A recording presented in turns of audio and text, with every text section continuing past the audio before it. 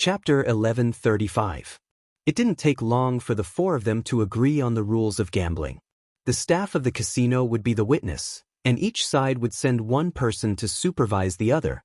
After that, the four of them went their separate ways. $100 worth of chips was very little to them, but they didn't care about it at all. That was because the people who often gambled here were not easy to deal with. They all had their own unique skills in gambling. Half an hour later, Tan Xiao sat in front of a machine with an ugly look on his face. He originally had $100 worth of chips, but within half an hour, he had lost $97 worth of chips, leaving only $3 in his hand. The other three men who followed Tan Xiao all had strange smiles on their faces, as if they had already seen Tan Xiao lose everything. Wow! Amazing! A burst of cheers came from the crowd not far away. When Tan Xiao turned his head, he found that it was Daikra Sakuragi who was surrounded by the crowd. At this moment, Daikra Sakuragi had a complacent look on his face as he directed his men to put a lot of chips on his tray. Lucky bastard! Tan Xiao cursed angrily, then looked at the machine in front of him. Without hesitation, he directly threw the remaining $3 worth of chips on one of the Grand Slam positions, and then hit the start button with his fist. Buzz! Just when many people around him thought that he had given up and was about to lose the last $3, the electric light finally stopped on the Grand Slam position. 100 times? More than a dozen spectators who followed Tan Xiao suddenly showed a look of disbelief. They never dreamed that the guy in front of them would directly hit a Grand Slam with a random smash. The multiple was still 100 times. What a pity! He only has $3 left. The bet is too little. Even if he wins by luck, he can only win 100 times, which is $300. He's going to lose. I just came from the other three. Saburo Koizumi, who has the least chips, has won more than $20,000. Forget it. Let's not look at him. He'll lose everything later. Let's go. Soon, there were only 5 or 6 people left beside Tan Xiao. Tan Xiao didn't pick up the 3 chips that represented $1. Instead, he picked up the $300 chips that fell out of the machine and threw them into the Grand Slam position again. Then, under the gaze of the 5 or 6 people, he blew hard on his fist and hit the start button again.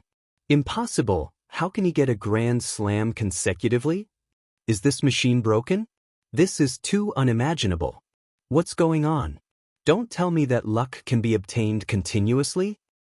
The 5 or 6 people widened their eyes as they listened to the chips falling out of the machine. They almost raised their hands to rub their eyes. Beautiful! A look of ecstasy appeared on Tan Xiao's face as he shouted to the disguised Kawako next to him, "What are you waiting for? Hurry up and put the chips into the tray. 30,000 USD, this young master will definitely win today. Come on, let's go somewhere else and play on a different machine." Time flew by. An hour and a half had passed in the blink of an eye. Saburo Koizumi had always won more than he lost in the past. But today he was out of luck. He tried several gambling methods in a row and lost all of them. In the end, he lost all the chips he had won, as well as his original $100 worth of chips. What a heartache! Saburo Koizumi nearly burst into tears. If it weren't for the many burly men who were glaring at him like tigers watching their prey, he would have already run away. $100 million. His total assets totaled up to a few billion USD. Never did he expect that this gamble would cost him $100 million. His eyes were filled with a haze as he looked at Tan Xiao, Daikra Sakuragi, and Nishi Masayoshi, who was shouting in the distance. He tightly clenched his fists. It was the last half hour. Tan Xiao won more than he lost. Soon, Kawako's tray was filled with hundreds of thousands of USD chips. It's over. Along with the loudspeaker in the gambling hall, Tan Xiao, Saburo Koizumi, Daikra Sakuragi, and Nishi Masayoshi quickly appeared at the place where the chips were exchanged. Awesome. I actually won more than 100,000 US dollars with just 100 US dollars. This young master is going to win today. Tan Xiao happily shouted loudly. His arrogant appearance made him look like he was asking for a beating. At least, Saburo Koizumi, who was standing not far from Tan Xiao, really wanted to punch Tan Xiao's nose.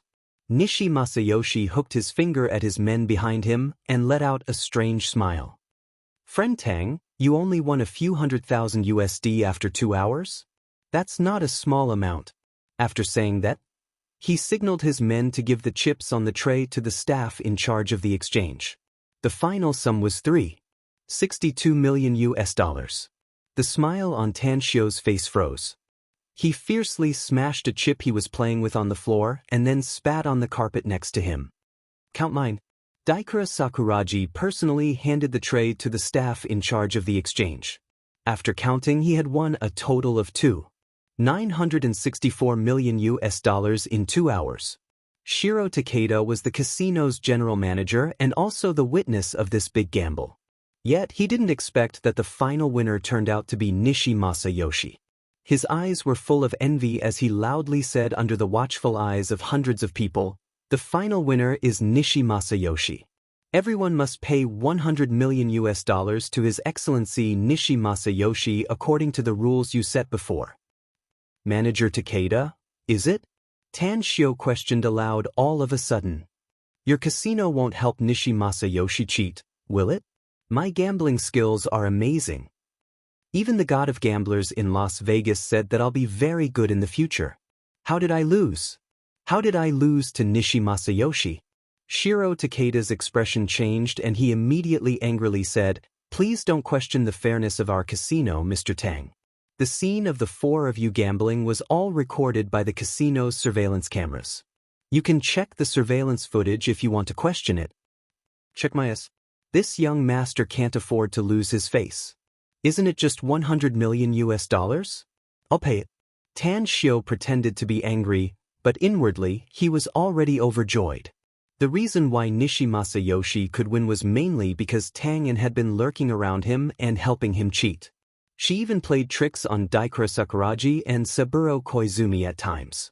Daikura Sakuragi felt his heart ache because the price of $100 million US was too high. However, he had to accept the loss since he couldn't renege on the debt under the watchful eyes of so many people. Eventually, he transferred $100 million US to Nishi Masayoshi's account after Tan Xiu left. Saburo Koizumi also transferred the money and then left with anger and unwillingness. Tan Xiu was very angry at first, but then he put on an indifferent expression and looked at Daikura Sakuragi, saying, "Are you still playing or not? If not, then go and do whatever you want. That bastard Nishi Masayoshi lost $50 million US to me back in Las Vegas, and now he actually won $100 million from me. This young master isn't happy about it, so I want to continue playing with him." Daikura Sakuragi didn't speak, but the anger in his eyes kept flashing. "You're not the kind of person who can't afford to lose, friend Tang," said Nishi Masayoshi with a proud smile. "It's just $100 million US. It's just a drop in the bucket for a local tycoon like you. But I'll play with you again if you want to continue playing. Let's talk first. Whoever wins or loses must end the gambling game, and then the winner will go to the other side to find a woman, a beautiful woman." "No problem." Tan Xiu raised his chin and replied with a strong fighting spirit. "How are we going to play next?" asked Nishi Masayoshi. "Let's play poker. Each of us will draw a card, and the one with the bigger card will win," said Tan Xiu. "The bet is still $100 million US. What do you think?" "No problem." Nishi Masayoshi agreed with a strange smile. Daikura Sakuragi, who was standing at the side, immediately interjected in a deep voice upon hearing that Tan Xiu and Nishi Masayoshi wanted to play cards. Tan Xiu stared blankly for a moment before he heavily patted Daikura Sakuragi's shoulder and gave him a thumbs up. "You're really amazing, Daikura Sakuragi. I really admire your courage. Regardless of whether you win or lose today, you'll be my friend in the future. Just like Nishi Masayoshi, you're my good friend." An ugly smile appeared on Daikura Sakuragi's face. He didn't even spare a glance for Tan Xiu's so-called good friend. The dealer shuffled the cards and cut them. Afterward, each of them got a card. Daikura Sakuragi was a Buddhist cultivator and possessed great strength. So when the dealer dealt the cards, he quietly played a trick and swapped the biggest card into his hand. However, he didn't notice that Tan Xiu had quietly cast a seal after he changed the cards. "Ha, you can't stop your luck when it comes." I'm an ace of hearts. Nishi Masayoshi was the first to flip his card and burst into laughter when he saw it. Tan Shio also flipped his card, and it turned out to be a 10 of spades. At this moment, a satisfied look appeared on Daikura Sakuraji's face. He proudly flipped his card and smilingly said without looking at it, "I'm sorry, my king. Both of you lost." My king? The eyes of the crowd gathered in the surroundings fell on the card with strange expressions. The gamblers in the distance, however, looked at the projector on the big screen and saw a king of clubs in front of them. What's going on? Daikura Sakuraji keenly noticed that the expressions of the people around him were not right. When he looked down at his card, he immediately looked incredulous and shouted, "That's impossible. My card is obviously king. How could it become, damn it?" With a gloomy face, Tan Shio interrupted Daikura Sakuraji's roar. Nishi Masayoshi acted as though he didn't see Daikura Sakuraji's shocked expression, nor did he see Tan Shio's angry look. With a face full of excitement, he loudly said, "You lost the bet. Give me the money. Hurry up and transfer it to me." Chapter 1136. If it was a cautious person, they might be able to detect the problem with the step-by-step trap.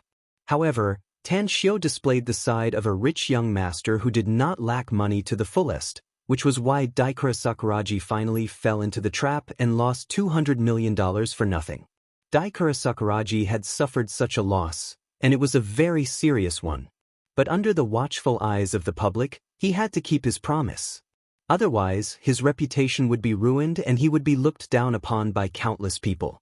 However, Daikura Sakuraji looked at Nishi Masayoshi, whose face was filled with ecstasy and complacency. Murderous intent surged in his heart, and he secretly decided that after this storm was over, he would personally twist Nishi Masayoshi's head off and rob him of all the money he had won today, as well as all his funds. "Mr. Tang, I still have something to do. I'll leave first." Daikura Sakuraji looked at the livid and furious Tang Shio and coldly said those words before turning to leave. Ignoring Daikura Sakuraji, Tan Shio transferred the money to Nishi Masayoshi's account and then grumbled, "All right, stop showing off. I'm not in the mood to play with women today. I'll find a place to rest first. I'll play a few rounds with you when I'm well rested." Nishi Hemprope hurriedly smiled and said, "Don't be in such a hurry to leave, friend Tang. If you really don't want to continue playing, then let's leave together. You just came to the island, you probably haven't found a place to stay, right? Let's not go to the hotel. I have an empty villa in the capital. Why don't I find a group of beauties and we can go have fun together?" "Kumayas." Tang Shio glared at him in a bad mood.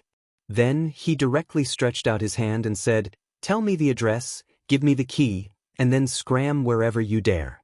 Don't bother me today. Just wait until tomorrow if you want to find me." Nishi Masayoshi wasn't angry at all. He quickly took out an access card and threw it to Tan Shio, saying, "There's an address on it. Just go there directly. By the way, do you want me to give you $100? You can use it to fight a taxi." Tan Shio said angrily, "If you shout again, I'll get someone to beat you up." Finished. He straightaway took Kawako and the rest and left the grand yacht. After he entered the car, his cell phone rang. He picked it up and asked, "Did he go back?" "Yes." "Continue monitoring." "Yes." Tan Shio hung up the phone, and a smile appeared on his disguised face. He won $300 million easily and dug a pit for Daikura Sakuraji. The smoothness of this matter was completely beyond his imagination. "Sectmaster, the money has been transferred to your Swiss bank account. Additionally, Nishi Masayoshi's escape route has been properly arranged. He will be able to leave Japan tonight without anyone knowing. It's impossible for Daikura Sakuraji to find any traces of him." Kawako also picked up the call and immediately looked at Tan Shio and respectfully reported. Tan Shio smiled, nodded and asked, "Have the following programs been arranged?" "It's all arranged." Kawako nodded and said, "According to Yuji's guess, Ozawa Manzo should be someone from the Joyous Palace. Our next plan should be easy to carry out. Dongzaiman."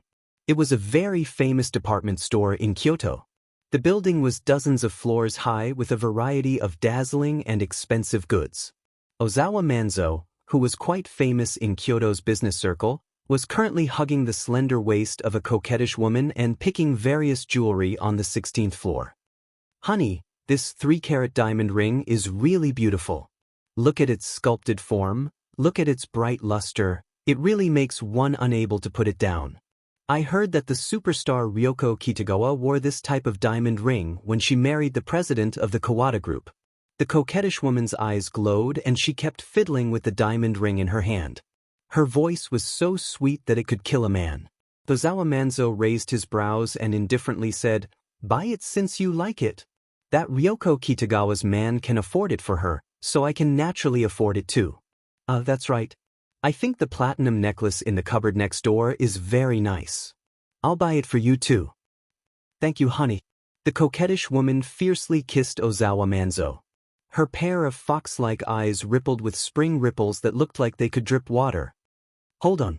After changing her appearance, Kawako Yamamoto, who was wearing a red dress and high-heeled shoes, gently stroked the hair on her forehead and said without any emotion, "I also like this diamond ring, so give it to me first." The coquettish woman's expression changed and she angrily said, "Who the hell are you? First come, first served when you buy things, no?" Kawako rolled her eyes and shouted to Tang Shio, who had just entered the store, "Honey, this diamond ring is very good looking. I've taken a fancy to it before. Buy it for me." "That's right." With a dark face, Tang Shio angrily said, "Buy, buy, buy. You only know how to buy. Don't tell me you don't know that I lost so much money today?" He was reprimanded. Finally, he glanced at Ozawa Manzo and the coquettish woman and aggressively said, "Get the fuck out. My woman wants this ring and no one is allowed to snatch it. Else I'll whip you to death." A chilling light flashed in Ozawa Manzo's eyes as he strode a step toward Tang Shio and sneered, "Who are you, mister? You actually dare to snatch something from me, Ozawa Manzo? Are you tired of living or something?" Tang Shio glared at him and angrily shouted, "What bullshit, Ozawa Manzo? Who the hell do you think you are? Snatching something from you? This big daddy wants to beat you up." Ozawa Manzo was infuriated. He had always been the one bullying others in the past, but he never thought that he would be the one being bullied today. He shook off the coquettish woman holding his arm and was about to teach Tang Shio a lesson. However, just as he took 2 steps forward, he slightly furrowed his brows because he saw more than a dozen burly men rushing inside the store's entrance. This brat is no ordinary person. Ozawa Manzo was a cautious man by nature. After retracting his gaze, he coldly asked, "Who the hell are you? You brought so many people here. Are you looking for trouble? Do you want to teach me a lesson?" Tang Shio rolled his eyes and contemptuously said, "Who the hell do you think you are? Looking for trouble on purpose? Get the hell out of here, else I'll beat you up so badly that even your mother won't recognize you." "Bastard!" Ozawa Manzo strode toward Tang Shio and appeared in front of Tang Shio nearly in the blink of an eye. His fist was very fast and directly hit Tang Shio's chest. Had Tang Shio been an ordinary person, he would have been seriously injured by Ozawa Manzo's punch. Unfortunately, Tang Shio wasn't, so he didn't even feel any pain. However, Tang Shio staggered back 4 or 5 steps and sat on the ground, forcing a mouthful of blood to spray out. Kawako deliberately exclaimed, "Dear, are you all right? What are you still standing there for? He beat up the person you're supposed to be protecting, yet you call yourselves bodyguards? Beat him up." The dozen bodyguards rushed toward Ozawa Manzo upon hearing her. They were all martial artists, and although they weren't very strong, it was still easy for them to beat 10 ordinary people. Bim, bim, tim. It wasn't the dozen or so people who hit Ozawa Manzo. Instead, all of them were sent flying in the short span of a dozen or so seconds. Tang Shio sat up straight with Kawako's help and observed Ozawa Manzo's attacks. He could tell in a flash that Ozawa Manzo was definitely a cultivator, and one with a high cultivation level. He didn't even use his full strength when attacking him or the dozen bodyguards. "Did you all die outside? If you didn't die outside, then come inside and kill this bastard." Tang Shio raised his arm and screamed with trembling fingers. Immediately, a large group of bodyguards rushed in from the outside. There were more than 80 of them, and they occupied almost half of the space in the store. Upon seeing Tang Xiu's distressed appearance, as well as more than a dozen of their companions who looked miserable, the bodyguards who rushed inside immediately swarmed toward them. Most of them even drew their weapons. Damn it! It's a trap! Upon seeing the scene in front of him, Ozawa immediately realized that this was not a simple conflict but a trap targeted at him. The purpose was to teach him a lesson, or kill him. He must kill the chicken to warn the monkey. A chilling light flashed in Ozawa's eyes. He instantly drew a sharp dagger from his waist and slashed it down, slashing the throats of two bodyguards who rushed to the front and piercing their hearts. Kill! Kawako, who looked like a delicate woman, suddenly screamed after seeing her two bodyguards being killed.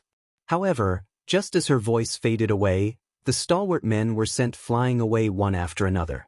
The staff in the jewelry store were so scared that they fled and the alarm went off.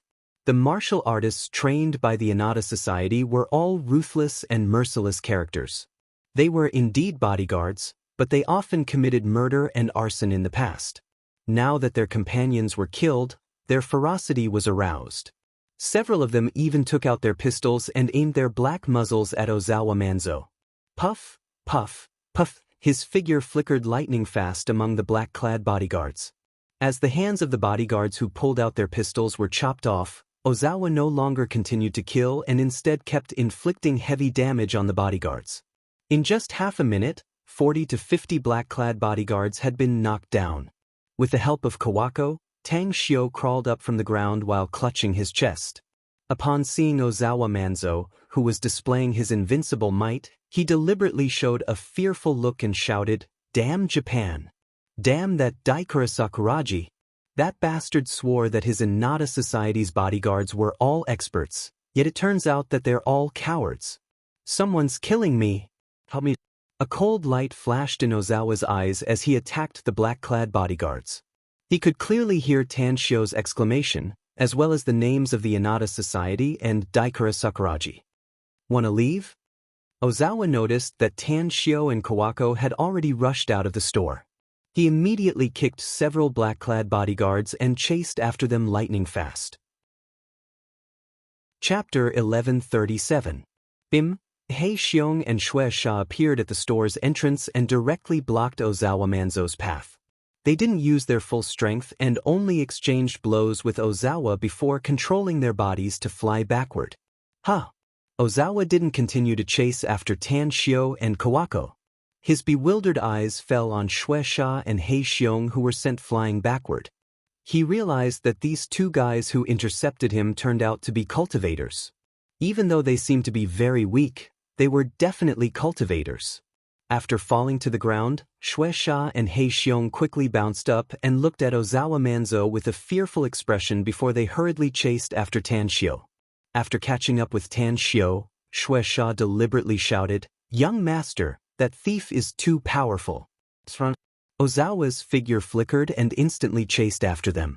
But at this moment, Shui Sha and Hei Xiong grabbed Tang Xiu and Kawako's arms respectively and brought them to a nearby transparent window. In nearly a flash, they smashed the glass with their bodies and directly jumped down from the building. Bastards!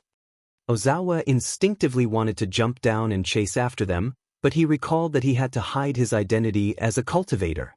Hence, his footsteps abruptly came to a halt when he appeared at the window. He looked at the four people who heavily fell to the ground and then quickly got into the car below and sped away. You can run fast, but you can't run away from the temple. Inada Society? Daikura Sakuraji? That damned martial arts school guy dares to mess with me? He must be tired of living. Ozawa didn't want to stay any longer. He felt that what happened today was too strange that even a cultivator appeared. Hence, he must immediately rush to the Inada Society and find Daikura Sakuraji to figure out the identity and background of that brat. Then, he would teach him a lesson. "Wait for me, honey."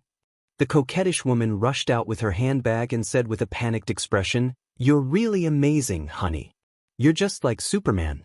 "That's right, you haven't bought me the diamond ring and platinum necklace yet. Can I take them now?" Get lost. Ozawa Manzo was already feeling very aggrieved that an enemy had suddenly appeared out of nowhere. Now that he heard the coquettish woman's words, he slapped her hard across the face and sent her flying.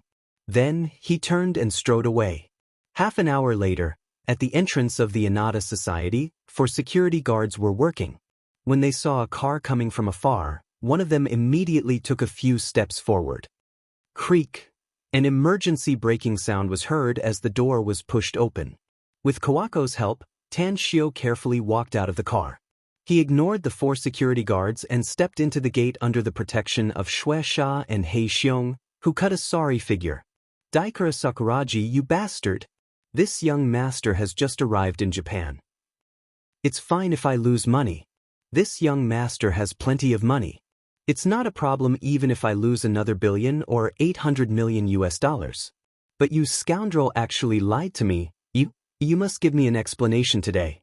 On the second floor of the loft, the antique study room was in a mess.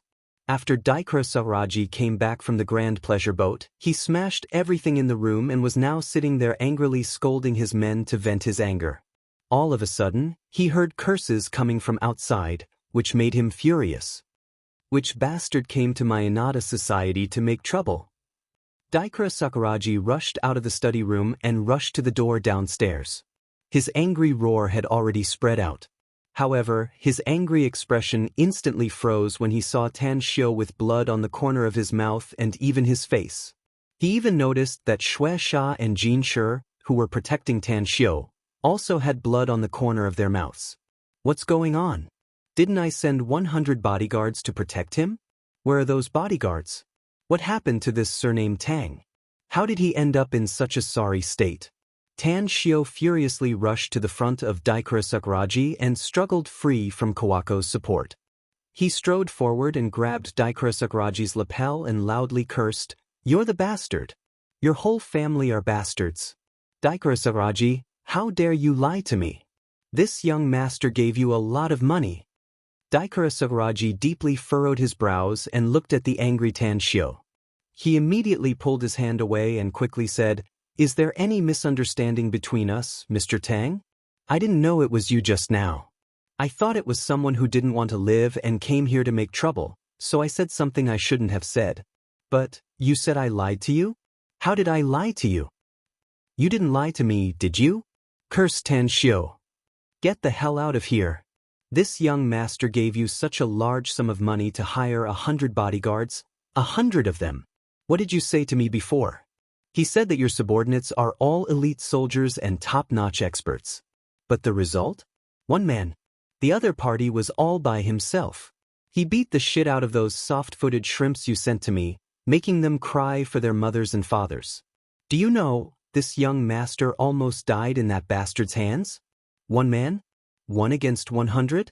Disbelief was written all over Daikura Sakuraji's face as he loudly said, "You must have lost your mind, Mr. Tang. Who has such great ability to beat 100 people by himself? Or the 100 well-trained experts under me?" Tan Shio pointed at Daikura Sakuraji, his finger almost touching the tip of his nose as he angrily cursed, "What bullshit experts? You're just a bunch of idiots and a bunch of pussies. Do you see what I look like? I was beaten by that man. Do you see my men? They had all learned from a very, very powerful cultivation master, so they could also be considered as cultivators. I would have been killed by that man if they hadn't protected me. What about your men? I don't even know how many of them have died." "What?" Daikura Sakuraji's pupils shrunk and killing intent burst out from his eyes. "Someone died?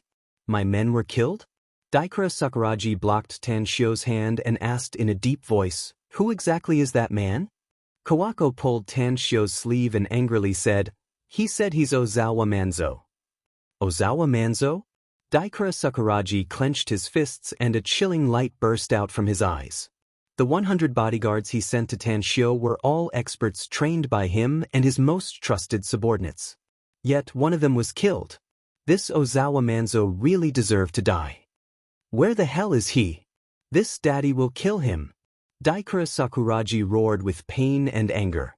Today, he had lost $200 million, and now his men were killed by someone else. It made his anger reach the extreme. The most important thing was that the news of the guest hiring 100 bodyguards from his place should have spread out by now. But the result? Not only did his men fail to protect the guest, but they also caused the guest to be beaten up so miserably. It was an absolute humiliation for his Innata society. If today's matter were to spread out, how could he do business in the future? Who would dare to hire a large number of men he trained as bodyguards? This was simply cutting off his source of income.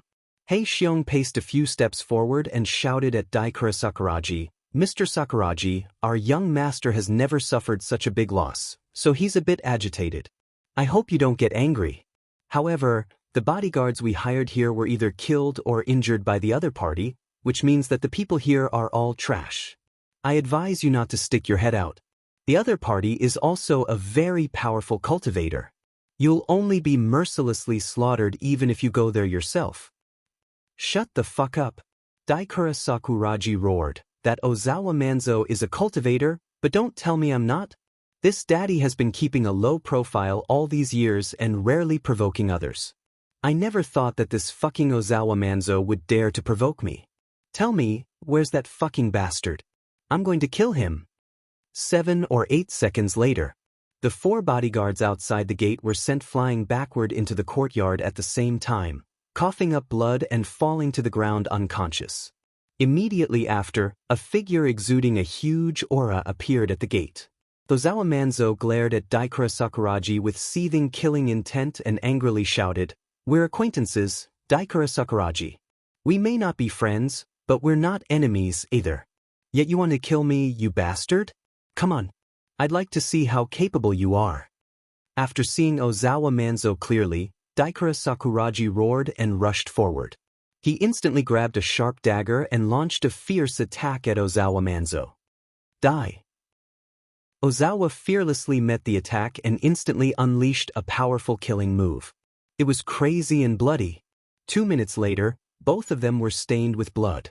The ghastly wounds stimulated their killing intent even more. Daikura Sakuragi and Ozawa Manzo were about the same in strength, but Ozawa's injuries were worse than Daikura's due to 2 mistakes. Boundless Sea of Buddha. Boundless Sea of Buddha. Both of them roared at the same time and nearly went all out in their attacks. This was their trump card, yet they used it at the same time. In just a flash, both of them heavily injured each other and were sent flying backward. Tan Shio crossed his arms and stood nearby, watching the fight.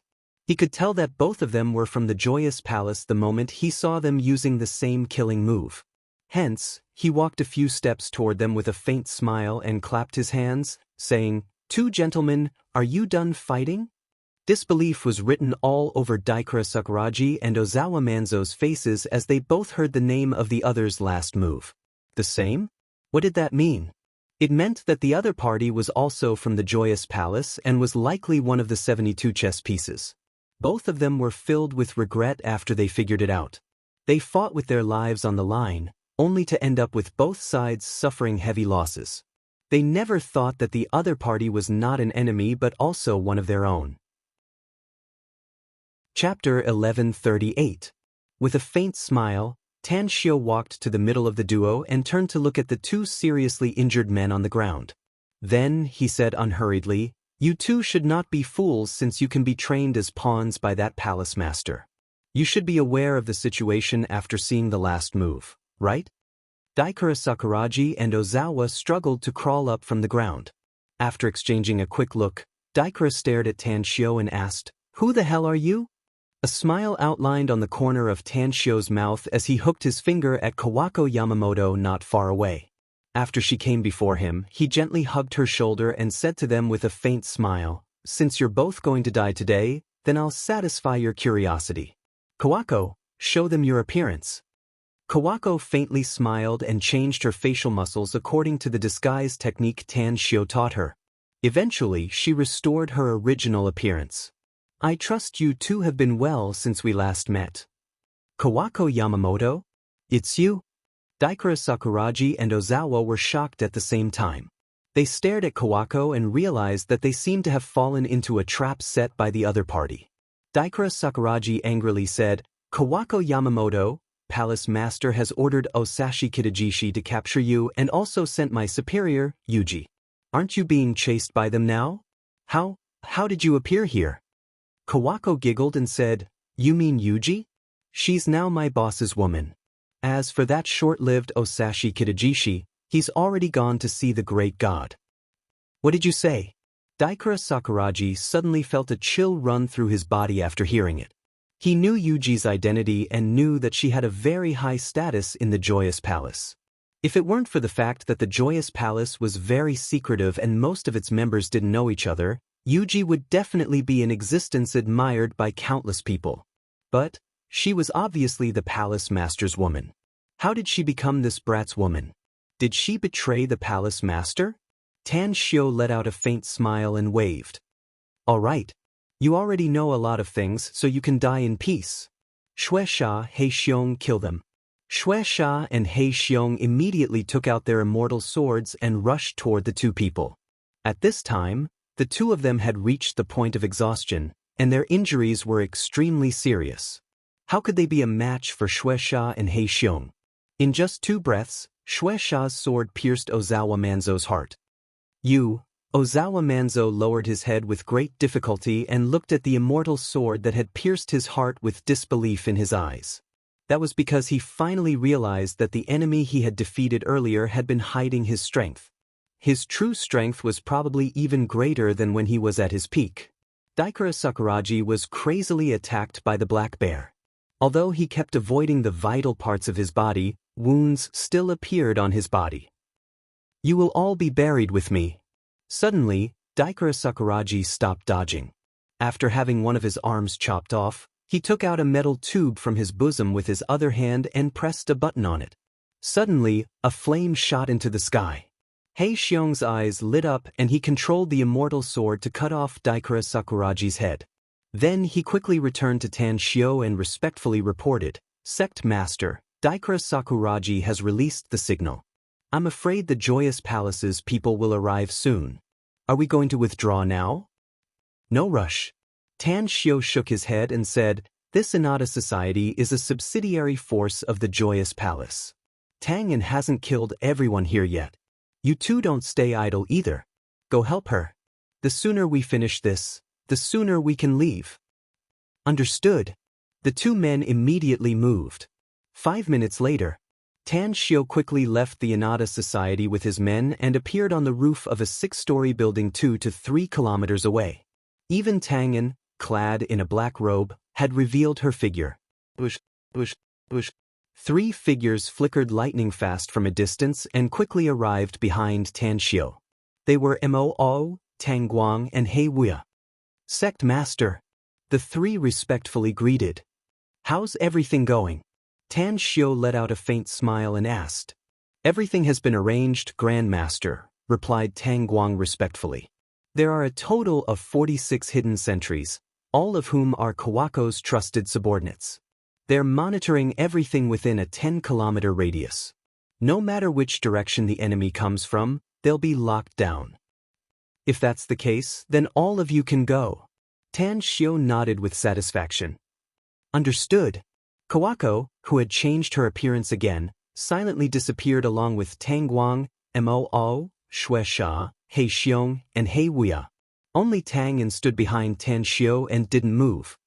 How many big fishes do you think we can attract this time? Asked Tan Shio with a faint smile.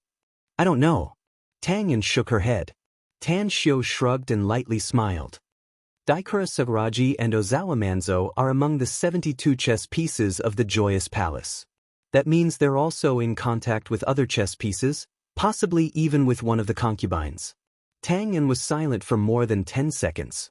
Suddenly, her expression moved and she smilingly said, You're right, Grandmaster. Some powerful figures have come.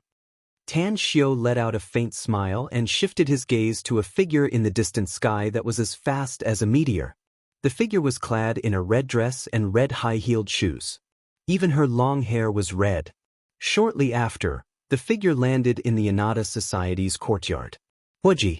She was a bigwig of the Joyous Palace like Yuji and also the woman favored by the mysterious palace master. At this moment, Huoji's eyes were full of disbelief as she looked at the corpses in the courtyard. Her expression greatly changed when she saw Ozawa Manzo. "Brother!"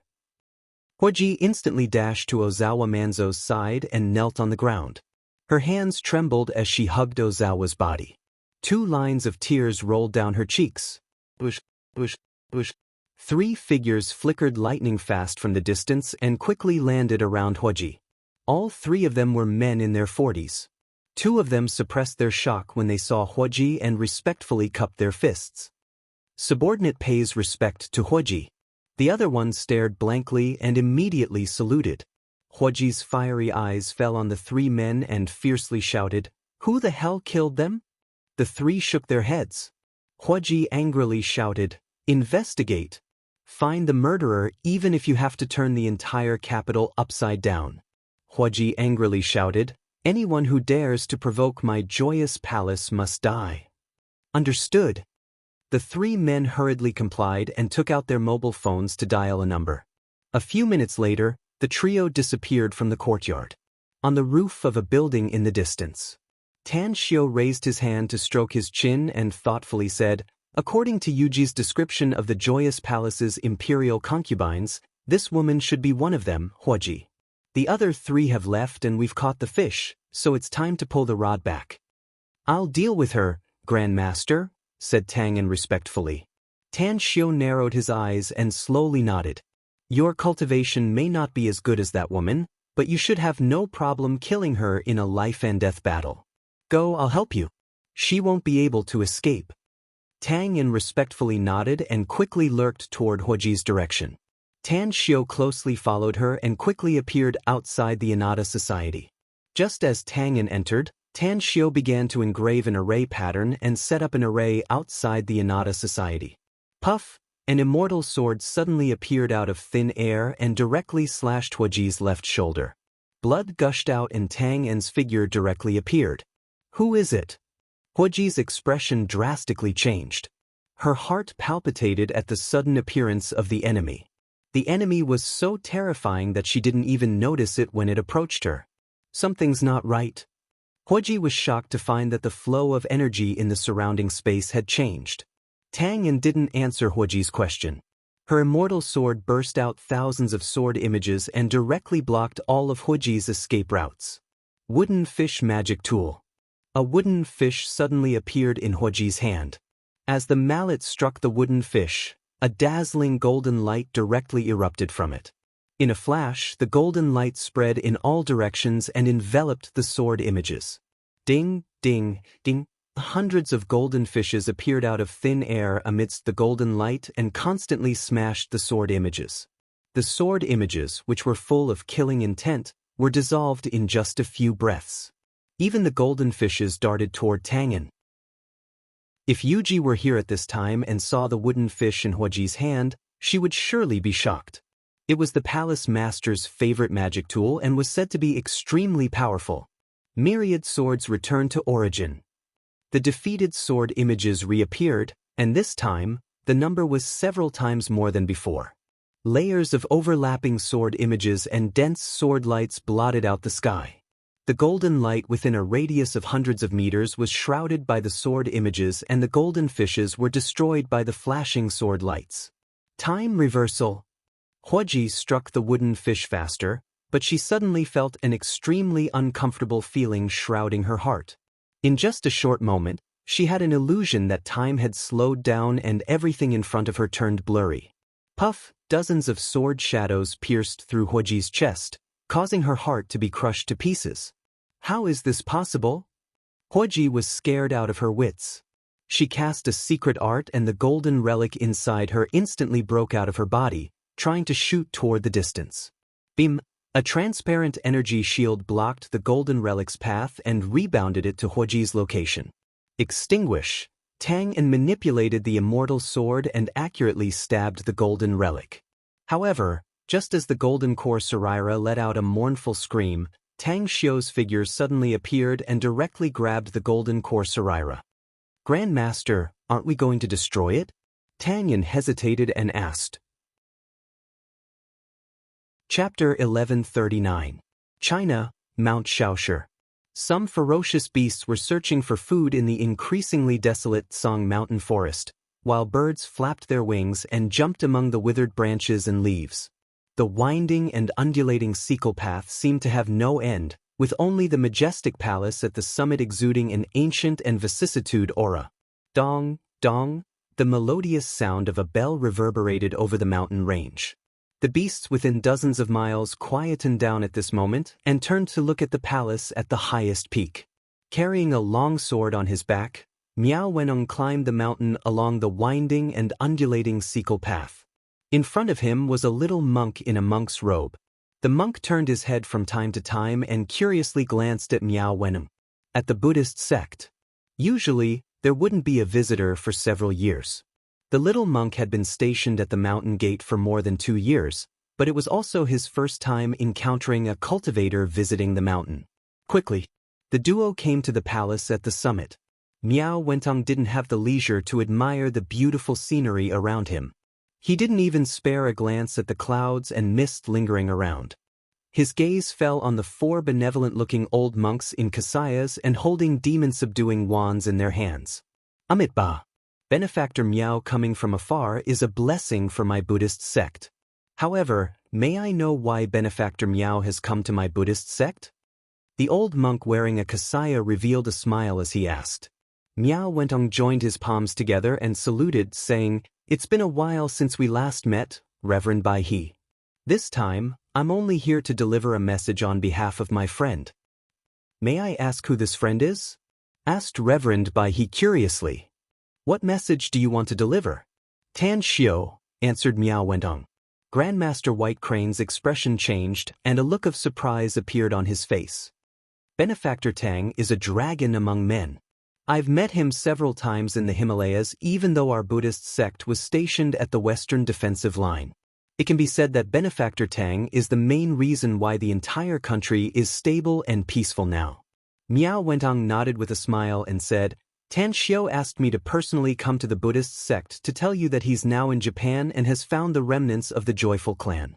Most importantly, the surviving members of the Joyful clan have been operating in Japan for many years and have already become the largest and most mysterious force in Japan." Joyful clan.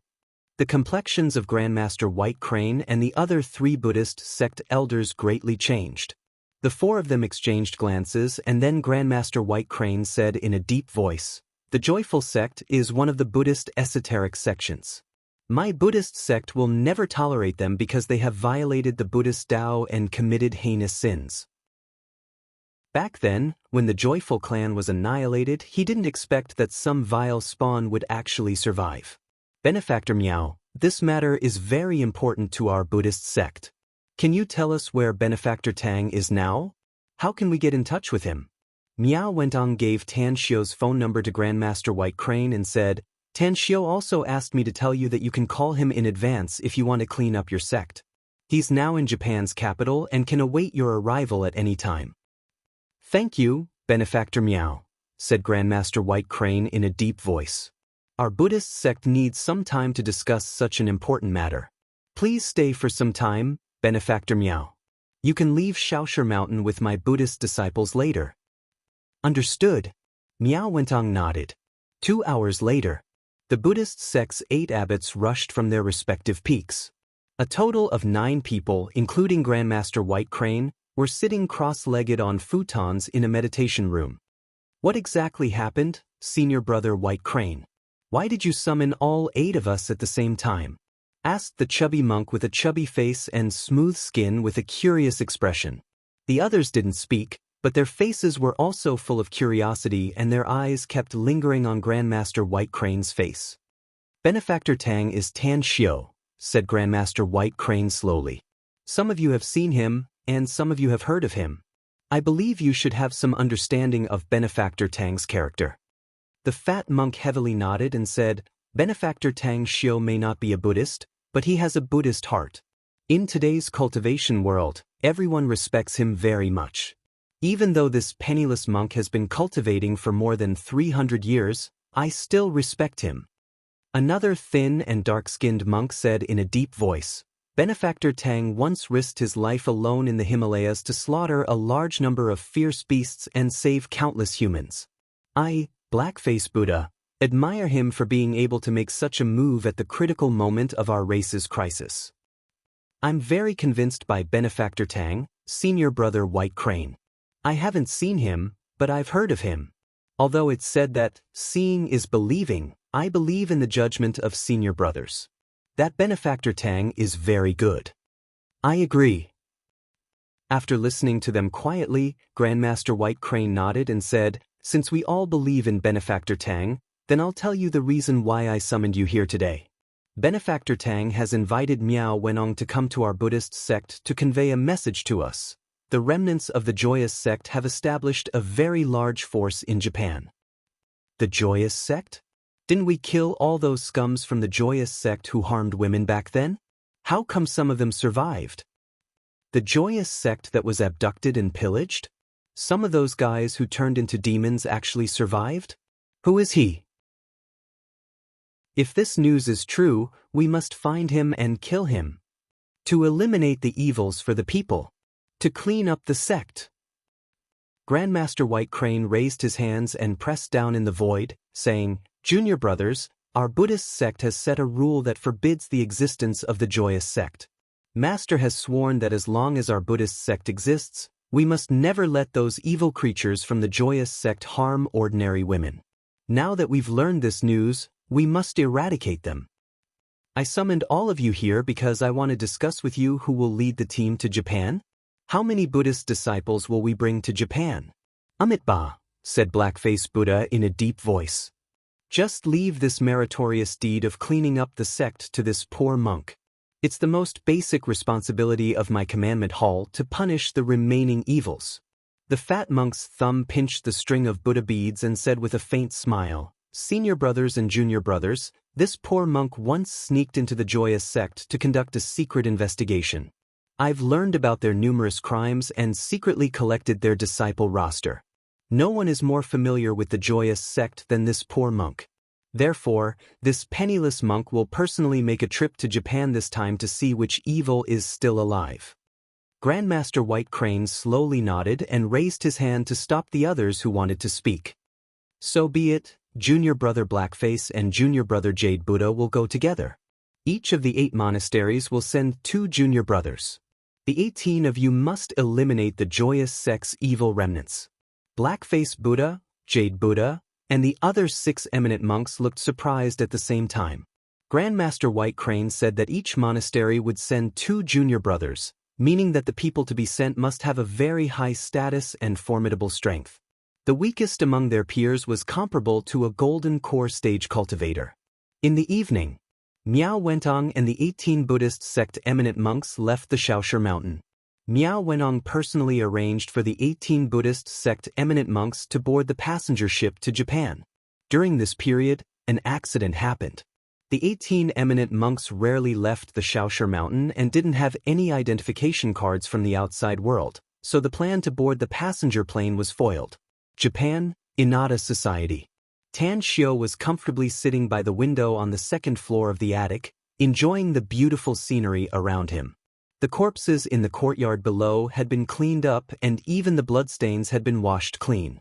Kawako's subordinates were also repairing the damaged scene caused by the battle. Fragrant tea and beautiful scenery. With an outstanding beauty like Kawako serving him next to him, Tan Shio leisurely drank a cup of fragrant tea and slowly asked, "Haven't the information I asked for been sent yet?" "Not yet."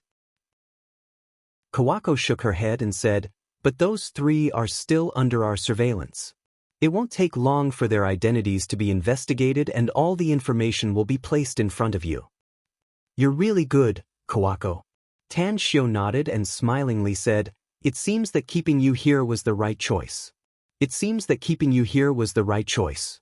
Although Japan is just a small place, it has a large population and is full of crises and opportunities. You've collected a lot of cultivation resources for the sect in the past 2 years, so you can say that you've made a great contribution. Just speed up after this matter is resolved. You can return to 9 Dragons Island to cultivate and break through to a higher realm once the entire Japan is under your control." "Sect Master, I'll be able to control the entire Japan in 3 years at most, as long as the joyous palace is destroyed, said Kawako respectfully. You can arrange the time as you see fit, but don't delay the collection of cultivation resources, said Tanshio. Also, Jinshur will probably send some intel operatives here half a year later to set up an intelligence network in Japan. When the time comes, you'll be able to assign the intelligence network you control to Jinshur. Kawako thought for a while and said, how about I set up an intelligence network in Japan, Sect Master? I'll directly hand it over to Jinshur or his men after they come here. Setting up an intelligence network isn't something that can be done overnight. Tanshio shook his head. Besides, the person in charge of this aspect must be extremely loyal to the Tang sect and must not make the slightest mistake. You can also take care of it, but don't put too much energy into it, because your first task is to control more and more powerful people in the island nation. You have to control all 3 aspects of the military, politics, and business. Remember the code of conduct. Those who obey me will prosper, while those who oppose me will perish. This subordinate understands, replied Kawako respectfully with a solemn expression. Suddenly, Kawako's expression shifted and she quickly walked to the door and opened it from the inside. She saw a burly man in a black night suit outside and asked in a deep voice, "Did you bring the information?" The burly man respectfully replied. After receiving it, Kawako waved her hand to signal him to leave and then came to Tanshio with the information. Chapter 1140. Hongwu Yamashita, President of the Golden Orchid Society. Unmarried. Secretly controls the largest shipping company in Japan as well as 2 large security companies in the country. Taro Harano, Vice President of the Black Snake Society. Unmarried. Has thousands of subordinates. Runs a large number of entertainment venues. Dabbles in all 4 professions: eating, drinking, whoring, and gambling. Kigiloa, butcher. 4 of his disciples. Married with a son and a daughter. A strange expression appeared on Tanshio's face after he finished reading the information of the 3 men. He wasn't surprised at all about the power Hongwu Yamashita and Taro Harano possessed. But he felt that Kitagawa was absurd. A pawn of the joyous palace was willing to live an ordinary life, get married, and have children. Yet, his profession was slaughtering livestock. It was simply a freak. Even the content of the information showed that this guy didn't whore or gamble. He was a simple and honest man who was often oppressed and bullied by his boss, a masochist. Tanshio threw the information on the table and looked at Kawako. I'll leave the plan to deal with Hongwu Yamashita and Taro Harano to you. I'm going to meet Kitagawa myself. Understood. Kawako picked up the information and directly left the room after reading it. Tanshio then got up and indifferently said, "And stay vigilant at all times. I have a faint feeling that this Kitagawa fellow isn't as simple as he seems. Don't alert him if you find anything unusual." Understood. Tangen didn't appear, but her voice was transmitted to Tanshio's ears. Inside the mansion in Tomoda district. In a remote area, there were many courtyards. In one of the courtyards, there was a burly man lying on a rattan chair. In front of him, there were 4 young men dressed in black and wearing black masks. They were like black statues standing there.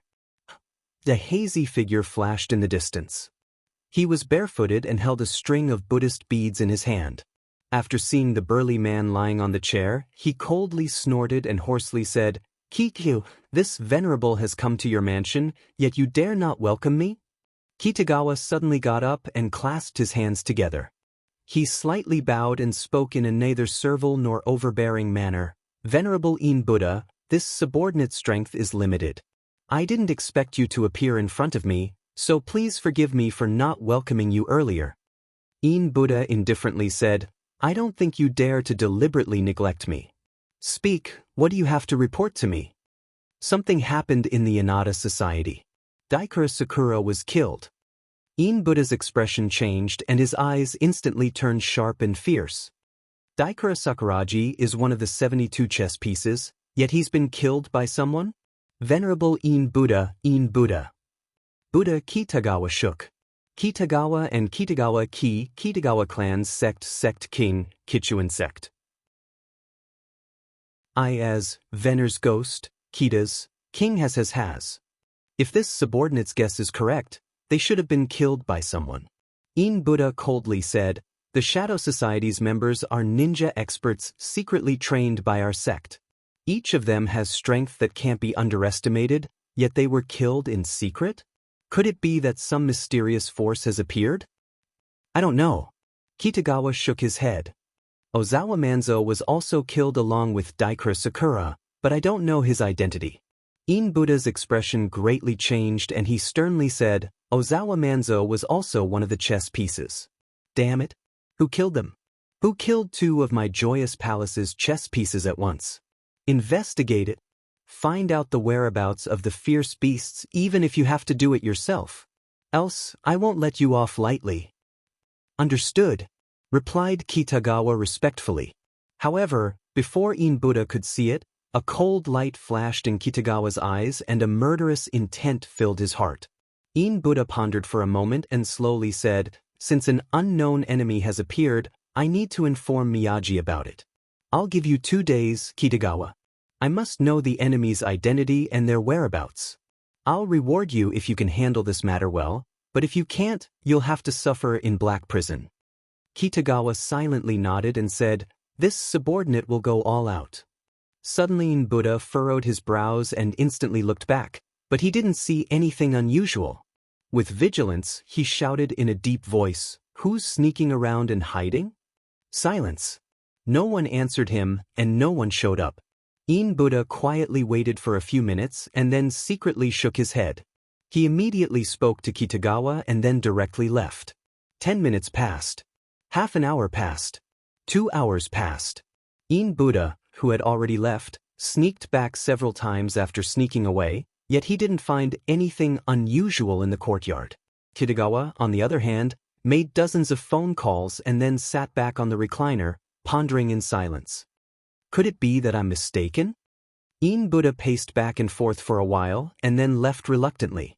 A few minutes after he left, a figure suddenly appeared in front of Kitagawa out of thin air. Who are you?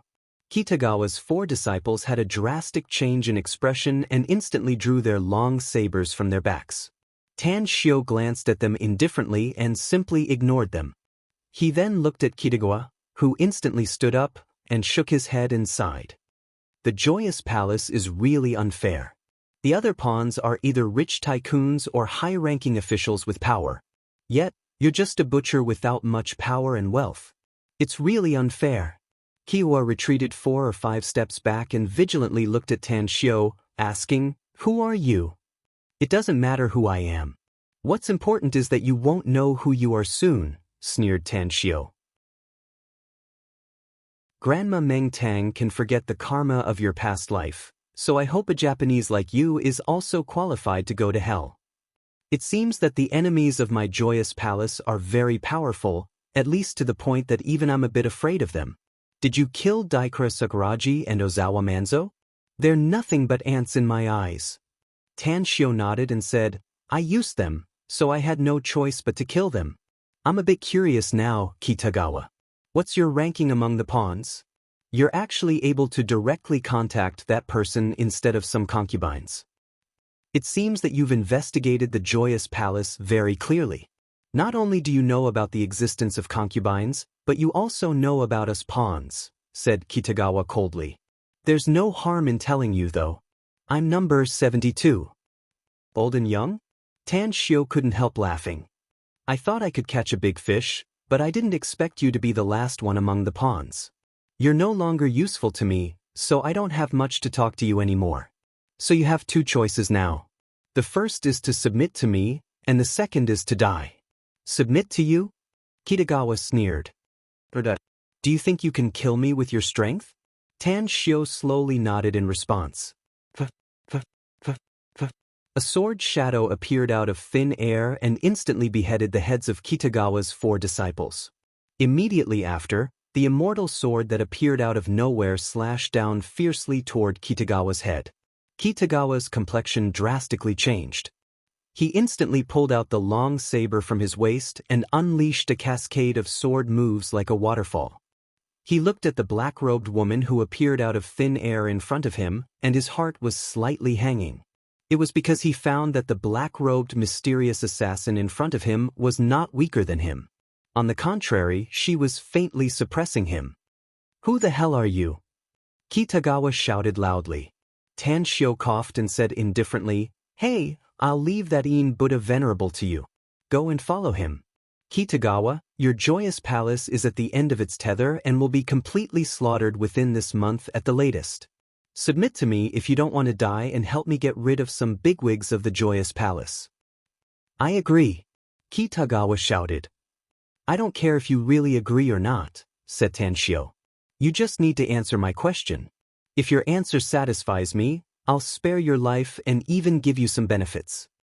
"What do you want to ask?" asked Kitagawa in a deep voice. "Who exactly is this Buddha venerable?" asked Tanshio. "He's the vice palace master of the joyous palace. But he rarely comes to the joyous palace," said Kitagawa. "He's the one who patrols everywhere and controls our 72 chess pieces. His status is slightly higher than those concubines of the joyous palace, and he's the one palace master trusts the most." "Judging from his attire, he looks like a Buddhist cultivator," said Tanshio. "You guessed it right, but I'm not going to accompany you," Kitagawa sneered. "Since you dare to be the enemy of my joyous palace, palace master and vice palace master will exterminate all of you. Unless you quickly go back to where you came from." "Don't worry." Tanshio shook his head.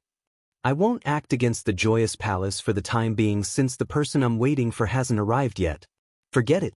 Since I can't get anything out of you, then you can go and accompany your disciples. Remember to tell the king of hell that the person who killed you is called Tanshio." "Hold on." Kitagawa raised his hand and shouted, "I'll exchange a cauldron for my life. How about it?" "What cauldron?" asked Tanshio with a frown. "It's a jade cauldron. Rumor has it that an alchemy grandmaster of Huaxia spent 3 years to make it," said Kitagawa in a deep voice. "That jade cauldron is also known as the Mother cauldron. It seems that palace master likes it very much." "Take it out and let me have a look." Tanshio raised his brows. After a while, a fist-sized jade cauldron appeared in Kitagawa's hand. Just as Tanshio was about to take it, his pupils suddenly shrunk. A gust of wind blew and the lid of the jade cauldron was suddenly lifted and black smoke instantly filled every corner of the courtyard. "Watch out! It's poisonous!" shouted Tanshio in a deep voice when he saw Moo and the others rushing over from a distance. Whoosh! Another hazy figure flashed from the distance and appeared between Tanshio and Kitagawa in the blink of an eye. This person had a veil over her face and was graceful and graceful. Under the contrast of her tight clothes, her perfect figure was displayed incisively and vividly. Chapter 1141. Joyous Palace Saintess' panicked expression suddenly calmed down after hearing that. Instead, a smile climbed up her brows and she said, "Activating the sky-burning mirror requires extracting the power inside a cultivator's body. As far as I know, even a golden core living Buddha needs to be cautious when activating the mirror. Even Miyagi can only use it for 3 minutes at most. Once the time is exceeded, the Buddhist power inside the cultivator's body will be sucked dry. Kitagawa, I'm very curious. How much power can be extracted from you?" Kitagawa's expression stiffened and his eyes turned hazy. He wouldn't have used the sky-burning mirror if it wasn't for Tanshio, who disappeared into thin air, and that black-robed woman who had been using an invisibility technique. It was the sky-burning mirror. It had a terrifying attack power and a magical cloaking effect. Kitagawa wanted to figure out how the black-robed woman could hide herself. If he could capture her, he might be able to force her to reveal the invisibility technique. "Activate!" A deep voice came from Kitagawa's mouth. In just a second, the surface of the hexagonal mirror was filled with lines. As the blood-red threads shot out from the mirror, the entire courtyard was enveloped by the red threads. The blood-red threads even began to spread outwards and gradually connected with the cyan net, covering a range of 1 kilometer. "Nothing!" Kitagawa's pupils shrunk and disbelief filled his eyes. He could sense that the black-robed woman's cultivation was definitely not at the nascent soul stage. However, it was impossible for a golden core stage cultivator to escape the range of the net in a short time no matter how fast she was. Could it be that she has some acceleration magic treasure? Kitagawa pondered for a while and finally felt that this was the only possibility that could allow Tan Shio and the mysterious woman to escape. A sneer appeared on the joyous palace saintess face. After killing the two black-robed men in an instant, she said, "You should be sitting on pins and needles now, right, Kitagawa? That's because they have already escaped and are probably lurking nearby, waiting for us to fight until both sides are badly injured before they can reap the benefits." My main target is you. Kitagawa coldly snorted and said, "As long as I get you, not only can I make that old bald donkey's plan fail for decades, but I can also get great benefits. As for those two fellows who escaped, I'll extract the energy from your body. At that time, you'll definitely become very powerful. Then, chasing after them will be a piece of cake." "I think you're mistaken." Joyous Palace Saintess shook her head. "I'm not a mother cauldron. You have it." Kitagawa burst into laughter and said, "Idiot. I didn't expect that you still haven't noticed that something is wrong even now. Why do you think that old bald donkey guarded you like a flower for more than 2 decades, poured a lot of resources on you, and even conferred you the title of Joyous Palace Saintess? Isn't it because of your physique? Isn't it just waiting for the right time to absorb the innate yuan qi in your body? At that time, not to mention your cultivation, even your life will be difficult to protect. Only death awaits you." Joyous Palace Saintess' expression instantly turned extremely unsightly and she angrily shouted, "Don't talk nonsense. The palace master isn't as filthy as you say. We're like father and daughter, how could he possibly attack me?" "Not attack you?" Kitagawa sneered. "That's because the time hasn't come yet. Your ice relic has yet to be completed." "What?" Disbelief was written all over Joyous Palace Saintess' face as she stared fixedly at Kitagawa. She didn't seem to notice that her personal guards were being crazily slaughtered by the black-clothed men. She then shouted, "How do you know about the ice relic? Who's my immediate superior?" Kitagawa sneered. "In Buddha, the Vice Palace Master of Joyous Palace. He's a powerful big shot and also the confidant of that old bald donkey. As early as 10 years ago, I inadvertently heard about this when he was talking with In Buddha. Why else do you think I have the Jade Cauldron? It's because In Buddha is keeping an eye on you for that old bald donkey." Joyous Palace Saintess' body turned cold all over. She was indeed curious about why the palace master never touched her and even forbade any man from touching her. But now, Kitagawa's words cruelly tore her previous fantasy to pieces. It turned out that the real Mother Cauldron was not that Jade Cauldron, but she was the real Mother Cauldron. Or rather, she was just a tool. Kitagawa grinned in order to strike a blow at the Joyous Palace Saintess. "You're a saintess, so your wisdom isn't low. You should be able to figure out what kind of place the Joyous Palace is. It's a paradise for men and women, a means for all the Joyous Palace's disciples to enhance their strength with the help of men and women. But you've been conferred the title of Saintess, and the requirement is that you must be holy and inviolable. Okay? How are you going to unleash the Joyous Palace's powerful cultivation art and quickly improve your strength without the love of men and women? Just relying on those cultivation resources? Shut up!" Joyous Palace Saintess angrily shouted. She glared at the 4 black-clad big men coming at her in fear, and a dagger suddenly appeared in her hand out of thin air. A sharp sword beam shot out for more than 10 meters and slashed the 4 men in half. The corner of Kitagawa's mouth twitched a few times. He had secretly trained hundreds of experts and nearly spent all his wealth over the years. Every death made him feel distressed. Yet, Joyous Palace Saintess had killed 4 of them with just 1 blow. More than a dozen people had died in her hands, a loss that nearly drove him crazy. "Oh, Saintess. Since that old bald donkey will suck you dry sooner or later, you might as well let me take advantage of you. At the very least, I'll spare your cheap life and make you my slave because of your beauty. A good death is better than a bad life." Kitagawa suppressed the anger in his heart and continued to provoke the Saintess. He was very strong and was confident that he could kill the joyous palace saintess.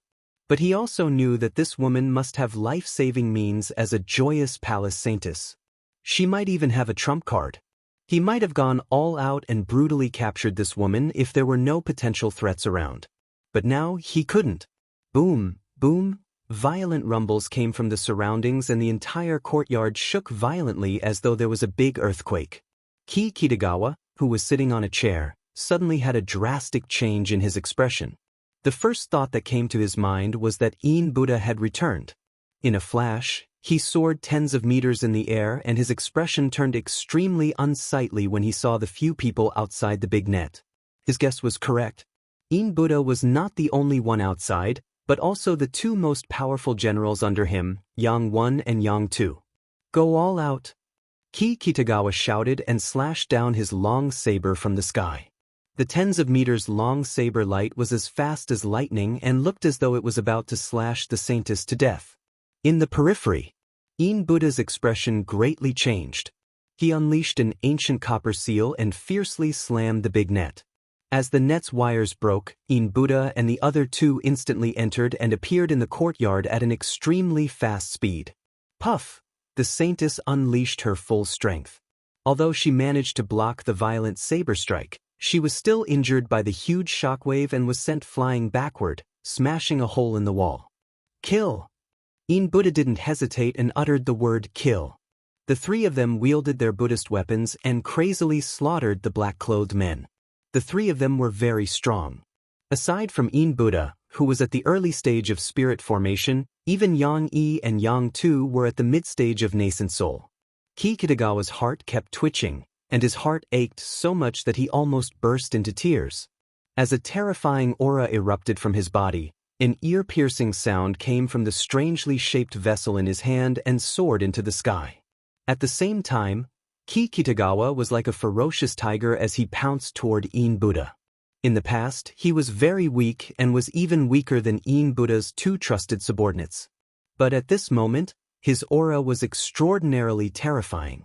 With lightning speed and violent power, he slashed hundreds of times in just a short time. Since this is an irreconcilable situation, Buddha, you old bald donkey, will go to hell first. Buddha blocked all of Kitagawa's attacks and grinned. I didn't expect you to hide so deeply, Kitagawa. Palace Master has long since ordered me to investigate the traitor, but I've never found any clues. So it turns out that you're the one who has been targeting the Joyous Palace all these years. You Buddhist remnants of China have been secretly developing in my country. Do you really think my people don't know about it? Kitagawa retorted. General Fukuda has long made arrangements to deal with your Joyous Palace. Just wait. Your Joyous Palace will be uprooted soon and none of you will survive when the time comes. General Fukuda? Killing intent surged in Buddha's eyes and he shouted, that old geezer has been a hindrance all these years. It's just that Palace Master doesn't want to provoke trouble, so he hasn't done anything to him. I can see that you're actually someone from Japan, General Fukuda's lackey. I'm loyal to Japan. Kitagawa evaded Buddha's counterattack and suddenly burst into laughter when he saw figures rushing over lightning fast from the distant horizon. Several kilometers away in the sky, Tan Xiao and Tang were hiding in the clouds, watching the fight in the distance. Tan Xiao was a bit afraid of Buddha before, but now he realized that he had really underestimated the Japanese cultivators. China had people with powerful cultivations, and Japan even had the strongest of the top experts. There are a lot of people, Grandmaster. Tang An's expression suddenly shifted and she quickly pulled Tan Xiao's sleeve. Tang Xiao followed Tang An's line of sight and looked in another direction. What made him incredulous was that several kilometers away from the place where Kitagawa and Buddha's group were fighting, countless agile experts were rushing there like a tide. The number of them was at least several thousand. Serene Knight has recently asked someone to draw dozens of characters who have returned from the immortal world. She has also written dozens of stories revolving around these characters. If you want to read them, please read the introduction in the book, join the group, or follow Wei Xin's work account. Chapter 1142. Tan Xiao's heartbeat sped up and disbelief filled his eyes. Never in his wildest dreams did he expect that a small island country would have such experts. Judging from their strength, they were at least at the chi refining stage, and many of them were even comparable to cultivators at the foundation establishment stage. Could it be that all the cultivators of Japan are here? Tan Xiu's lips squirmed a few times and his eyes fell on Tang En's bronze mask. They're a bit strange, Grandmaster. Tang En shook her head and said, take a closer look at their running routes and their figures. Strange? Tan Xiu stared blankly for a moment. When he carefully observed the thousands of experts sprinting down below, the corner of his mouth twitched a few times and he angrily said, genetic warriors. Almost all of them have been injected with wild beast genes, and they're running like wild beasts. Damn it. Japan is really a perverted country. They even use so many living people to transform themselves. I know a bit about Japan, Grandmaster, said Tang En. The people of this country have always been in two extremes. One is extremely conceited, while the other is extremely self-abased. The conceited are arrogant and unruly, ruthless and ruthless. They do whatever it takes to pursue their goals and are extremely cruel. The self-abased are cowardly and cowardly, struggling to survive in society. However, under certain special circumstances, the personalities of these two types of people will change and even become distorted. I can guarantee that more than half of the people of Japan will be willing to be injected with the gene serum and become powerful genetic warriors if they can have formidable power. A chilling light flashed in Tan Xiu's eyes as he coldly snorted and said, humans are humans, ghosts are ghosts, demons are demons, and devils are devils. Those genetic warriors are neither humans nor ghosts, neither humans nor demons. They're definitely not good people. Do your best to get rid of these genetic warriors if you have the ability in the future. I suspect that these genetic warriors are from Japan, Grandmaster, said Tang En in a low voice. They're likely to be used to deal with the Joyous Palace. The purpose of our visit to Japan is to help Kawako become a great existence in the country. It's best if we can make her the most powerful person in the country. Therefore, the more people from the Joyous Palace and Japan die, the easier it will be for Kawako to control the country in the future. You're right. Tan Xiu nodded in agreement. Now that they're fighting each other, we can just watch from the sidelines. Even if they all die, it won't affect us at all. Tang En suddenly whispered, it's affected, Grandmaster. Tan Xiu asked in surprise, what kind of influence? The Joyous Palace Saintess must not die, Grandmaster, said Tang En in a low voice. Tan Xiu furrowed his brows and asked in confusion, why can't I die? Even if she was still a virgin and had a good appearance, she was still a member of the Joyous Palace. We can spare her and those people from the Joyous Palace, but those old monks from the Buddhist sect in the country won't let them off. Didn't you hear it before, Grandmaster? Asked Tang En. That saintess was the Mother Cauldron. If you take her body, you will be able to improve your cultivation. Don't talk nonsense, reprimanded Tan Xiu. Tang En shook her head and said, Grandmaster, the strength of these people is probably comparable to nascent soul stage experts. They might even be on par with spirit formation stage experts. I think the Joyous Palace's palace master has a higher cultivation and strength. Why can't you get the Mother Cauldron that is effective against him? That woman is just a tool. It's better for you to improve your strength instead of letting others take advantage of her or letting her die in vain. That's the work of demons. Tan Xiu shook his head. Deliberately cultivating this kind of Mother Cauldron is the work of demons. Tang En questioned. It's just recycling waste for you, Grandmaster. Tan Xiu couldn't understand Tang En anymore. It was said that a woman's heart was like a needle at the bottom of the ocean, yet he couldn't figure out why Tang En wanted him to get the saintess. However, Tang En's next words dispelled his doubts. You're indeed very strong, Grandmaster, but the higher your cultivation, the harder it will be to break through. Your current strength should be at the spirit formation stage, and even spirit formation experts may not necessarily be your match. However, in order for you to take a step forward and break the shackles of this world earlier, I think you should be unscrupulous. Master once said that we have enemies in the immortal world. Our enemies in the immortal world are also getting stronger while we're getting stronger. Hence, we must speed up and never slack off. We have to seize every opportunity we have. Even if what? Asked Tan Xiu with a frown. Even if Master and your other women won't be happy about it, said Tang An in a deep voice. Tan Xiu sighed deeply and shook his head. I understand what you're thinking, but I really can't use this kind of means to improve my strength. There are some means we can use if we want to make progress, but it's better not to think about this kind of demonic and unorthodox means. Also, that saintess may be beneficial to the Joyous Palace Master, but it's not necessarily beneficial to me. She's beneficial to every cultivator, Grandmaster, said Tang An. I once read the description of a woman like the ice relic in the library pavilion. In her early years, Master traveled to every corner of Huaxia and obtained a large number of ancient records. There are records of the ice relic.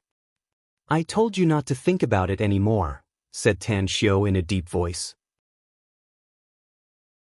Tang An still wanted to argue, but after seeing Tan Xiu's gloomy expression, she finally swallowed back the words that were about to gush out of her throat.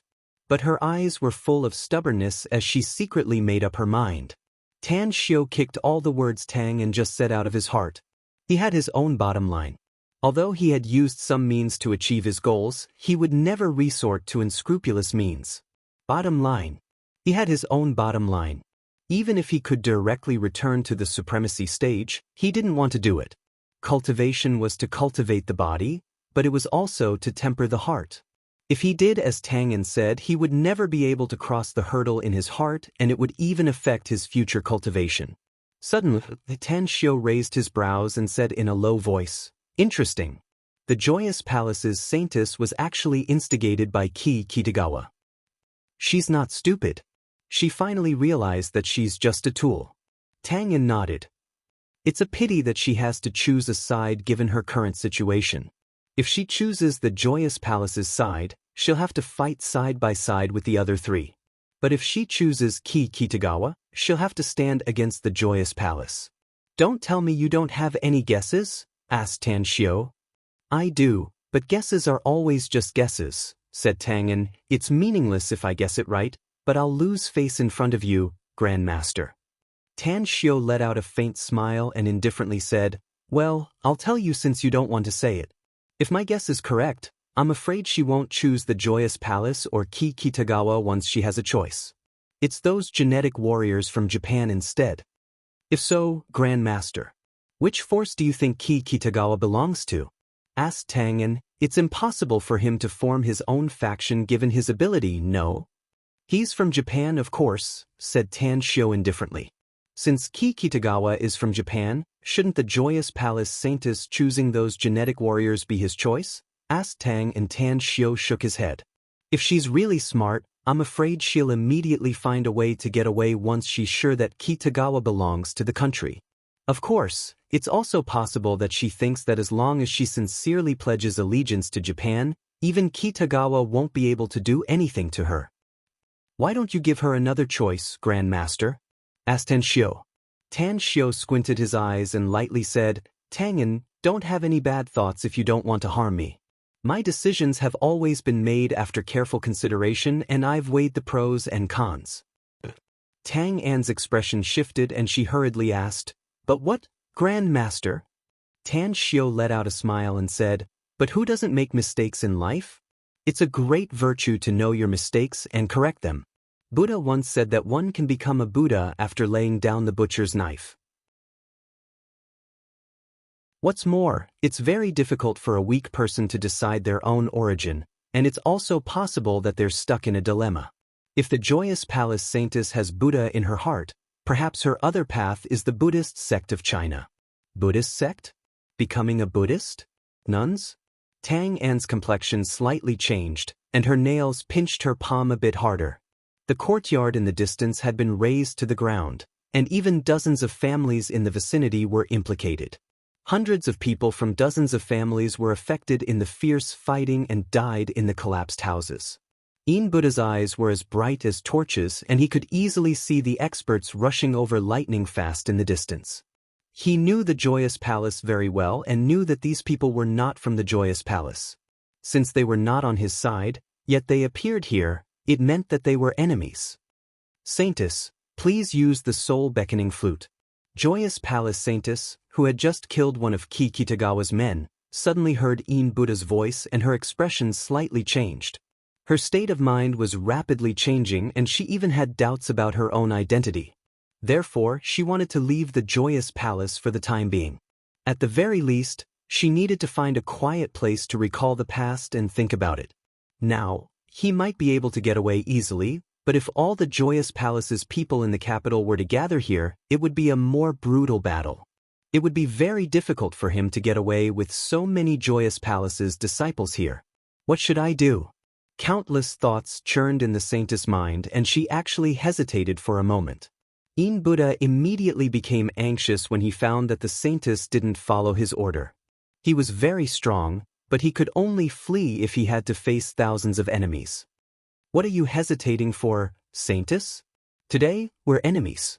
It's either you die or I die. We must determine the winner and loser. In Buddha shouted loudly. Chapter 1143. Whoosh whoosh, the joyous palace saintess gritted her teeth. In the end, she didn't dare to betray the joyous palace at this time. She quickly took out a verdant flute and played a strange note. At this moment, hundreds of joyous palace disciples, 3 concubines, and 24 chess pieces of the 2,188 square kilometers of Kyoto, regardless of their profession or what they were doing, all of them immediately put down what they were doing and quickly rushed towards the remote location of the Uteon district mansion. It was like a meat grinder being used to grind meat into a meat grinder. Killing. It was full of blood. Fighting. It was extremely crazy. Tan Xiao, who was watching from afar, was very calm. He had experienced countless fights of this level, even those that were thousands of times crazier than this one. However, Tangen, who stood next to Tan Xiao, as well as Mo Ao and the others who had just arrived, looked shocked. Isn't this too crazy, sect master? This is my first time watching a fight of this scale from a bystander's point of view, said Xue Sha with a solemn expression. Tan Xiao glanced at him and indifferently said, the environment you live in is too comfortable, so this kind of small fight can shock you. It's very disadvantageous for you. It seems that I need to create some large-scale fighting scenes for you if there's an opportunity in the future to let you have a good look at it. It's also good to let you experience it yourself. Mo Ao, Xue Sha, and the others shrunk their necks. They really didn't like to fight unless it was necessary. What's more, the thousands of people fighting in front of them were already crazy enough. They couldn't imagine what kind of scene it would be if there were to be a bigger one. Tan Xiao suddenly raised his brows and indifferently said, it looks like it's really lively today. I didn't expect this small island country to be a land of crouching tigers and hidden dragons. I suddenly realized that every ordinary person born in Huaxia is so blessed. Why do you say that, sect master? Asked Mo Ao, confused. The number of cultivators in China may be more than these people, maybe even several times more, said Tan Xiao indifferently. But how many people does China have? How big was the territory of Huaxia? Don't you see that the people of Huaxia are living and working in peace, singing and dancing? What about Japan? For such a small place to actually have so many cultivators and genetic warriors, do you think that the commoners of Japan would not be oppressed? Can they live and work in peace like the people of Huaxia? Mo Ao shook his head and said, as far as I know, the economic level of Japan is very high, but it's also targeted at certain groups. The territory of the island countries was small and the population was large. Therefore, the gap between the rich and the poor was very big. The rich lived in high-rise buildings with bright and clean windows, while the poor lived in coffin rooms, family hotels, and even some internet cafes. For example, in this bustling capital, there are tens of thousands of lights, but there are a large number of outsiders living in a small place of a few square meters or a dozen square meters. Tan Xiao looked at Mo Ao approvingly and said, Japan is a place where people eat people. However, this is also the reason why such a perverted society was formed, especially the porn industry in Japan. I even suspect that it's all the work of the Joyous Palace. Whoosh! A figure flickered lightning fast from the distance. It was Kawako Yamamoto, who quickly came to Tanshio and respectfully said, "Sect Master, according to the report from my hidden men in Kyoto, cultivators have appeared everywhere in the capital. I suspect that they are from the Joyous Palace. Those people are all coming here, and I suspect that it's related to the flute played by the Joyous Palace Saintess." A strange expression appeared on Tanshio's face as he said, "Why do I feel that our operation this time is too easy? The Joyous Palace? We just guided the people from Japan's national department, and we didn't even participate much in it. Yet, both sides started killing each other? Isn't it unnecessary for me to ask Miao Wentong to inform the Buddhist sect?" In the distance, in the melee, Ki Kitagawa and his dozens of subordinates had been surrounding the Joyous Palace Saintess. On one hand, they were besieging her, while on the other hand, they were preventing the genetic warriors from directly killing her. On the other hand, the mighty In Buddha and his two confidants were constantly slaughtering the genetic warriors. However, the more ants there were, the harder it was to die. The fearless genetic warriors risked their lives to inflict injuries on In Buddha, Yang Yi, and Yang Air. Hence, the three of them were already riddled with scars after just 10 minutes of fighting. "You two, protect the Saintess and escape." In Buddha killed 6 or 7 genetic warriors in one blow and quickly appeared near the Joyous Palace Saintess. He then shouted at his two subordinates who were approaching him. Quickly, Yang Yi and Yang Air rushed to both sides of the Saintess. Although they were already riddled with scars, they still crazily slaughtered the genetic warriors who attacked them. It was a bloody path. The 4 of them forcibly rushed out for several kilometers. Just as the 4 of them were about to die in the battle, the Joyous Palace's people finally arrived. Although the first batch was only a dozen people who came in a hurry, it was enough to shock the 4 of them. Die! The killing intent in Ki Kitagawa's heart soared several times the moment he noticed the arrival of the Joyous Palace's disciples. He had been holding back his strength after going all out against In Buddha. But at this moment, he made up his mind that even if he couldn't kill In Buddha in a short time, he must kill his 2 subordinates and snatch the Joyous Palace Saintess. The attack was akin to a sneak attack. The long saber cut off one of Yang Yi's arms, and the strange blade's edge changed direction and tore a 10-centimeter-long bloody wound on Yang Yi's abdomen. Had it been a little deeper, Yang Yi's internal organs would have fallen out. Puff, puff, puff. The 3 genetic warriors rushed to Yang Yi's side without any regard for their lives. 2 of them even hugged Yang Yi's arms the moment his comrade's head was split open. The other dozen genetic warriors accurately seized the opportunity to stab his body with their weapons.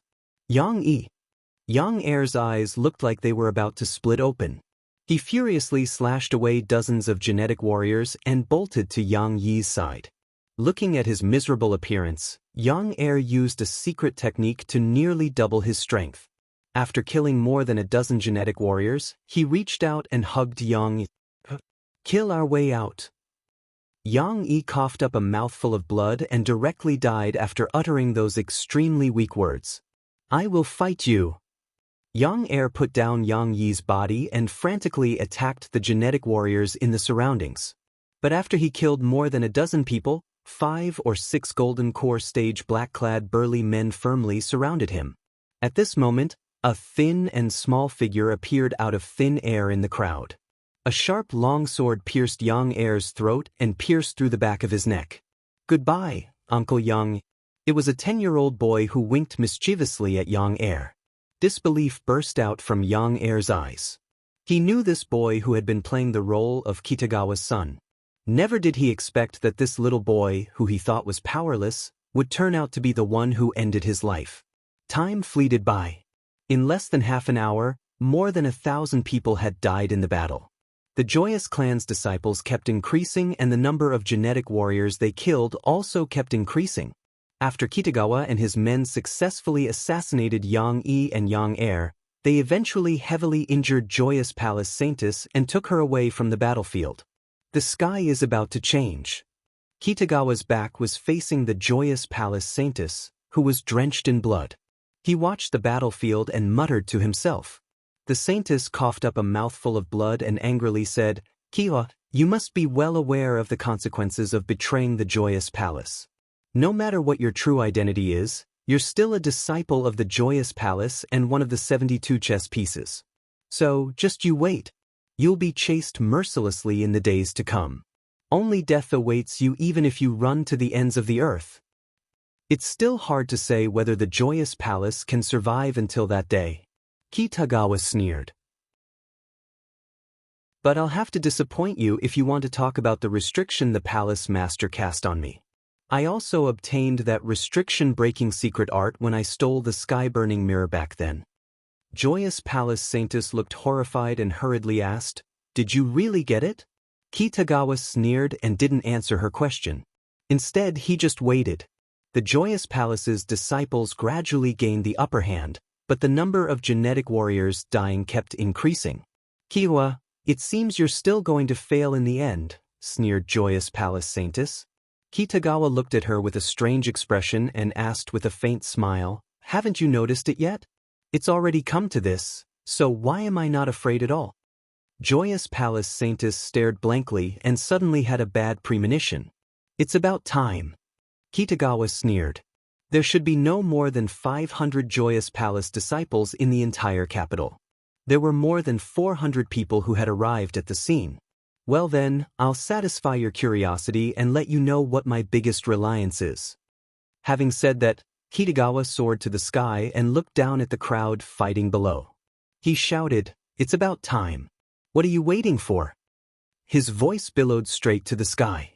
Just at this moment, a sudden change occurred in the fighting scene. Hundreds of Joyous Palace's disciples who were fighting the genetic warriors suddenly turned their weapons around and stabbed their companions' bodies with their ice-cold weapons when their companions were unaware of it. Why? Countless severely wounded Joyous Palace experts looked incredulously at their companions who had brazenly attacked them and roared. Chapter 1144. In Buddha, who originally had victory in his grasp, seemed to have seen the victory flag fluttering in the wind and the dawn of victory shining on the earth. However, the sudden change caught him off guard. If his reaction speed was not fast enough and his strength was not strong enough, he was afraid that the cold weapons from the 3 sneak attacks would have already pierced through his body and taken his life. Why? Blue veins bulged on In Buddha's forehead and the murderous aura in his eyes seemed to condense into a substance. He had hated countless people in his life and wanted to kill countless of them, but it had never been as intense as it was at this moment. Ha! An insolent, ear-piercing laughter came from a burly man in a black knight suit and holding an exorcism wand. But how could you, the venerable In Buddha, ask such a stupid question? Do you want to know why we betrayed the Joyous Palace? Why did we betray that old bald donkey? Ha! You've given us a lot of cultivation resources, so I'll let you be a ghost who knows the answer. We did it for freedom. Freedom? You want freedom? In Buddha retorted coldly. Can Kitagawa give you freedom? Or can someone else give you freedom? Only death awaits you if you betray the Joyous Palace. Don't forget the restriction inside your bodies. The burly man looked at In Buddha as though he was looking at an idiot and laughed more unscrupulously. Restriction? We're so scared. Do you think we'd dare to betray the Joyous Palace if we still had the restriction inside our bodies? In Buddha, we'll turn you into a In ghost venerable today and let you enjoy your life in the underworld. Brothers, let's kill them all. In Buddha nearly coughed up blood after hearing the burly man's words. Had it been before, who in the entire Joyous sect dared to talk to him like this except for the palace master? I'll kill you today. In Buddha took off the string of Buddha beads he was wearing. As he cast a seal, the Buddha beads instantly soared and turned into a behemoth with a diameter of tens of meters in the blink of an eye. Explode. Each of the Buddha beads was as big as a millstone and bombarded the Joyous Palace traders and genetic warriors in the surroundings before directly exploding after hitting their targets. One hit. Dozens of enemies were killed. The burly man was severely injured by the explosion of the Buddhist beads, but he did not die. Some of the vital parts of his body were avoided. Just as he endured the pain and wanted to call his companions to attack In Buddha, a sharp embroidery needle instantly pierced the space between his eyebrows. thousand Buddha winding silk. Layers of arms kept transforming, and the palms seemed to be playing the strings of a zither. As In Buddha moved his fingers, the silk threads that were hard to be seen by the naked eye kept changing their routes. At the other end of the thread, the embroidery needle was piercing through the vital parts of the genetic warriors one after another. Blood flowed like a river, and corpses were strewn everywhere. Both In Buddha and the Joyous Palace's disciples were slaughtering crazily. Both sides had turned bloodshot and the number of corpses kept increasing. The Joyous Palace's members gradually gained the upper hand. Kitagawa didn't take the initiative to attack again after taking control of the Joyous Palace Saintus. The dozens of black-clad men around him also didn't rush to act. "Master, why isn't General Fukuda here yet?" A burly man quickly approached Kitagawa and asked with a worried look. Kitagawa coldly snorted and lightly said, "What's the hurry?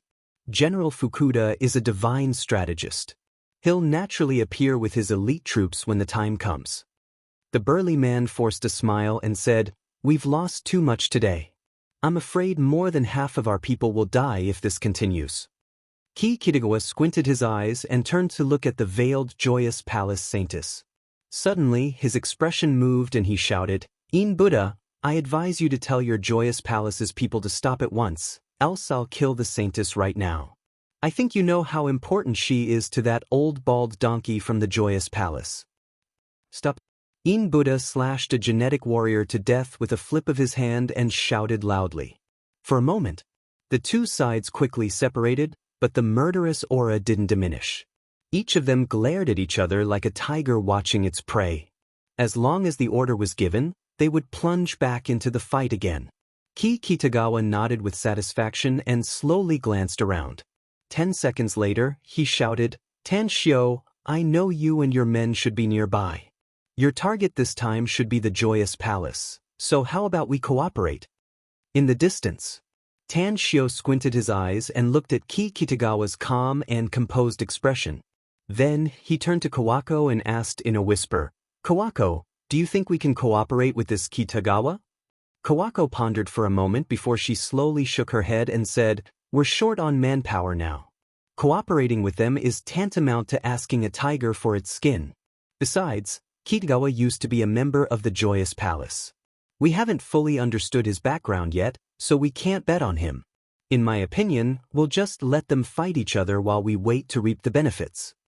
Tanshio glanced at her approvingly and nodded. "I personally came to Japan for 2 reasons. On one hand, I'm here to rescue them, but on the other hand, I also want to expand my territory. Since Japan is so wonderful, it's best for us to play for a while longer. Even if we want to find someone to cooperate with in the future, we must wait for the Buddhist sect's experts to come." Shortly after, Tanshio ordered Kawako, Mo, and the rest to immediately evacuate and rush toward the corpses strewn all over the ground. When he was still a kilometer away from the two parties, he cupped his fists and laughed aloud. "You're a traitor of the Joyous Palace, Kitagawa. Cooperating with you is tantamount to asking a tiger for its skin. This deal is too risky, so I just have a personal enmity with someone from the Joyous Palace. I won't meddle in your feud. You wanted to get rid of me before, Tanshio, but it has nothing to do with personal enmity." Kitagawa sneered. "I know what you're plotting. Isn't it to uproot the Joyous Palace? The opportunity is right in front of you. If you don't grasp it and we don't do anything, I'm afraid it won't be easy for you to attack the Joyous Palace again." At this moment, the eyes of more than 3,000 people who were still alive were all focused on Tanshio. Except for a few of them who knew a bit about Tanshio's identity, the rest had no idea where Tanshio came from. In Buddha's expression turned extremely unsightly and he shouted in a deep voice, "What enmity do you have with my Joyous Palace, brat? Who has a personal enmity with you?" "Who has a personal enmity with me?"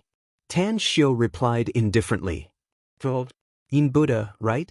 I don't feel like taking care of the matters between you two. I won't have to waste my energy if my enemy dies in your fight. So, you can fight and kill as much as you want. Don't care about me." Kitagawa deeply furrowed his brows. He really wanted to know how strong Tanshio was. After all, Cultivators in China had mysterious and unfathomable means and powers. If Tan Xiu was really powerful, he might be able to wipe out the Joyous Palace bandits today. Tan Xiu, the enemy of my enemy is my friend. How about I give you this Joyous Palace Saintess as a slave if you agree to my request? Ki Kitagawa directly put out his promise. I have no interest in the Joyous Palace Saintess, so I won't accompany you to play. Tan Xiu shook his head and said, farewell. Having said that, he flew away without turning his head. His figure had disappeared from the sight of more than 3,000 people in just a dozen breaths. Tan Xiu tapped the table with his fingers and slowly said, and create chaos for both sides. It's best if you can kill a few of them to stimulate them. It'll be the best if you can stimulate them to continue fighting, but if they give up, we must evacuate immediately. A special airflow rippled in the surrounding air, but it quickly disappeared without a trace. Puff, puff, puff. Several heads were thrown away and Tang An's figure only appeared for a moment before she disappeared without a trace. God damn it! In Buddha cursed angrily. He was enraged by the sudden appearance of the mysterious assassin. Even though the other party was wearing a long black robe and a bronze mask, he realized that even when he used his dermic powers to investigate and activated his heavenly eye, he still could not figure out the background of the person who ambushed him and how strong his combat power was. Kill! Be careful of the enemy's assassin. In Buddha roared and no longer paid attention to Tan Xiu, who was alone, as he took the lead and rushed toward the enemy.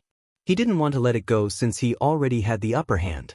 As for the Joyous Palace Saintess, he had arranged everything half an hour ago. Even if Ki Kitagawa's cultivation was astonishing, he was confident that he could successfully rescue the Saintess. Suddenly, the red water droplet mark on the Joyous Palace Saintess's forehead appeared again. Her imprisoned body seemed to have melted as she silently appeared on the chair on the other side. Save her! In Buddha shouted and led the experts of the Joyous Palace to rush toward the Saintess. All kinds of blades, swords, and Buddhist weapons were unleashed in the fight. It was a massacre. Everyone knew that the other party was likely to make a comeback if they didn't have any trump cards. In Buddha's expression suddenly shifted as he watched the Saintess's beautiful figure soaring into the sky. He shouted in a deep voice, "Some of you, protect the Saintess. Don't let anything happen to her." Understood. 8 figures flashed lightning fast toward the Saintess. Ki Kitagawa was tongue-tied as he stared at the Saintess's back with an intense shock in his eyes. He never expected that the Saintess would have the ability to escape at the last critical moment. Puff, puff, puff. Darts appeared out of thin air as though they had penetrated the space barrier and came from another world. After the darts kept hitting the people who were trying to intercept the Saintess, a faint voice reached her ears.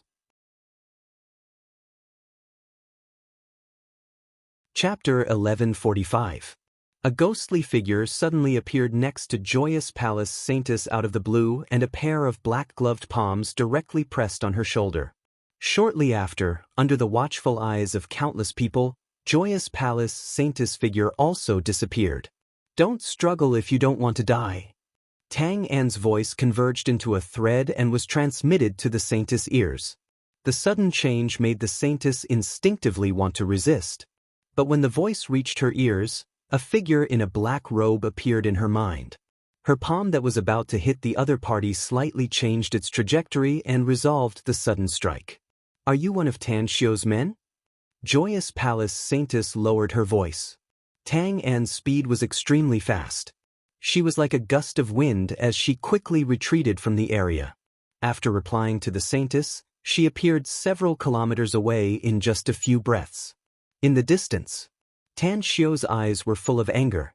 He never expected that Tang An, who should have left, didn't leave and instead braved the great danger to save Joyous Palace Saintess. Judging the route of Tang An's retreat, he didn't hesitate much and quickly rushed in that direction. He heard the angry roar of Joyous Palace's In Buddha and Ki Kitagawa's angry curses in the distance.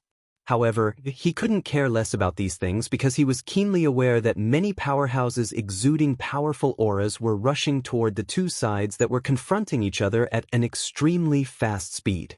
Among those auras, There were several that he was very wary of. Tang Yin quickly fled with Joyous Palace Saintess. Her heart was tangled when she found that Tan Xiu was chasing after her. This was the first time she disobeyed Tan Xiu's order, but she firmly believed that what she did was right.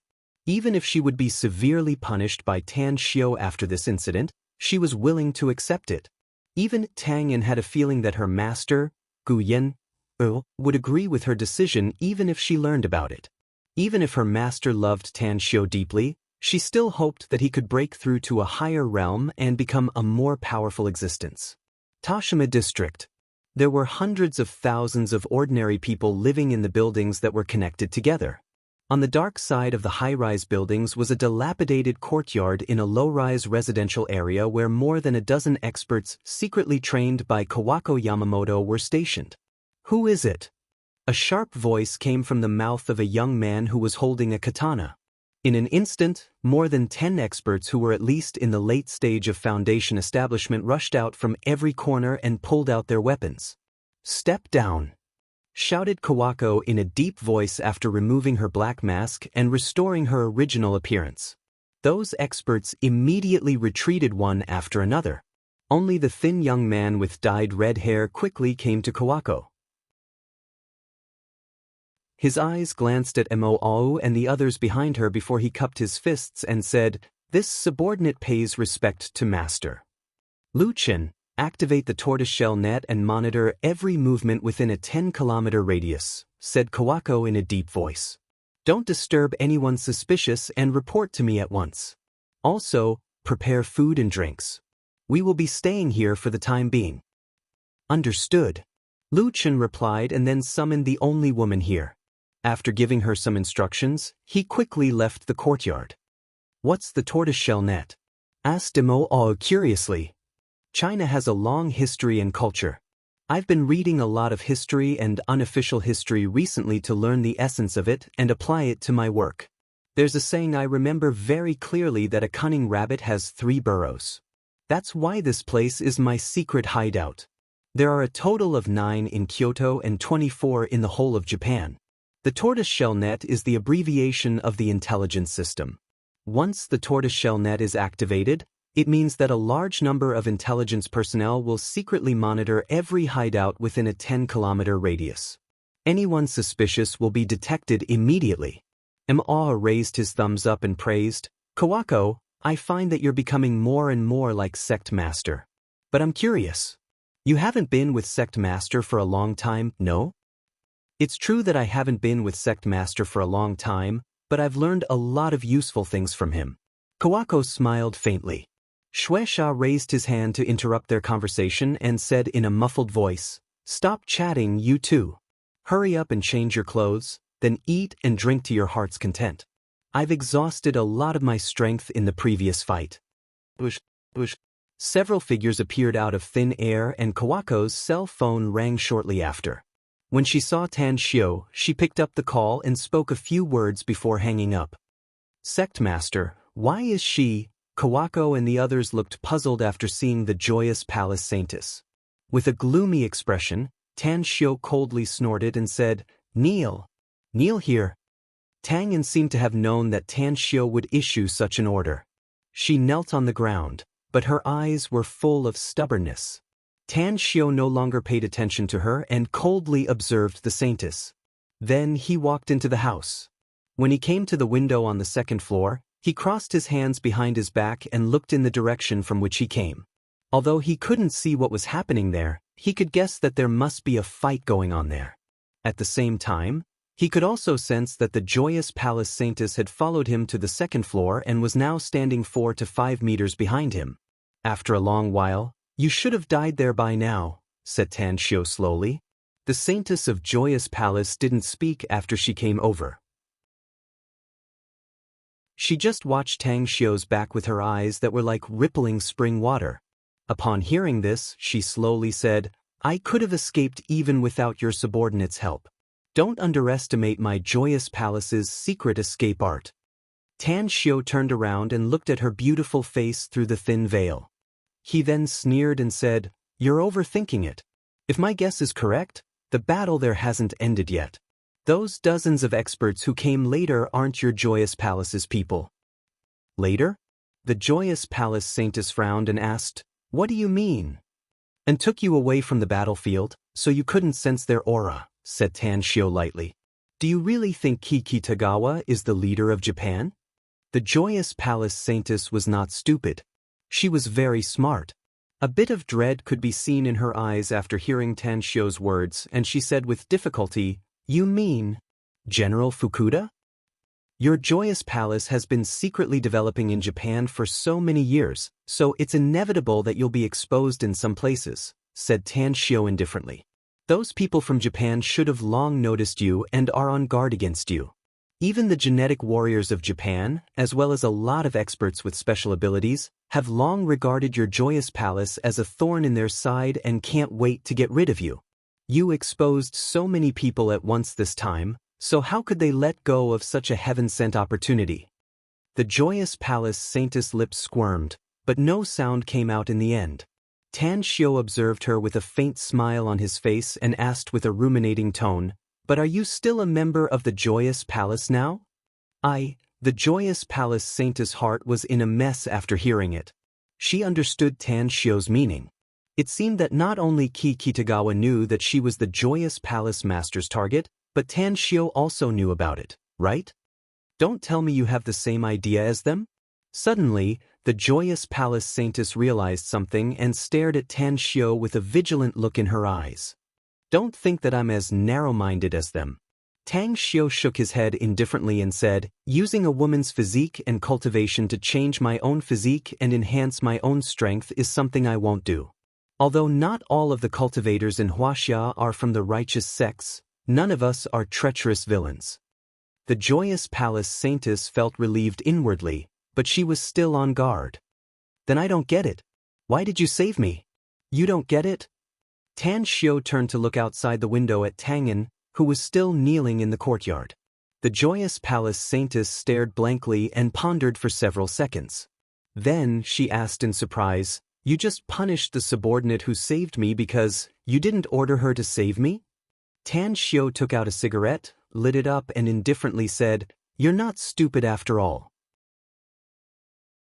The Joyous Palace Saintess finally relaxed her vigilance toward Tan Shio. She turned around and went downstairs. Then she came to Tangen in the courtyard and asked, "I want to know if you knew that you would be punished before you saved me?" Tangen knelt on the ground with indifference in her eyes. The Joyous Palace Saintess slightly furrowed her brows and asked again, "Last question. Why did you save me?" "Will you believe me if I tell you that we hit it off at first sight?" Tangen snorted coldly and her figure directly disappeared.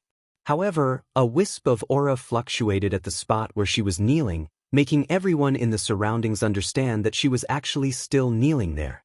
Upon seeing this, the Joyous Palace Saintess slightly bowed and said, "I won't ask any more since you don't want to tell me the truth. I'll always remember this life-saving grace in my heart. I'll definitely repay this kindness if I ever need this Gong Wan-er's help in the future. Farewell." Tangen's figure appeared again and coldly said, "You can't go." The Joyous Palace Saintess' expression changed and she asked, "Why can't I go if you don't want to tell me the truth?" Tangen was silent for a while and slowly said, "I need to take you to see my master. Or, as Grandmaster said, I'll hand you over to those people from the Buddhist sect." "The Buddhist sect of China?" asked the Joyous Palace Saintess in a deep voice. "The Joyous Palace Master once issued an order to hide from those Buddhist sects people if we can, and kill them if we can't. That's why I can't see them. As for your master, who is she? This book can be read for free after 2 p.m. tomorrow. Please spread the news and support me, brothers and sisters."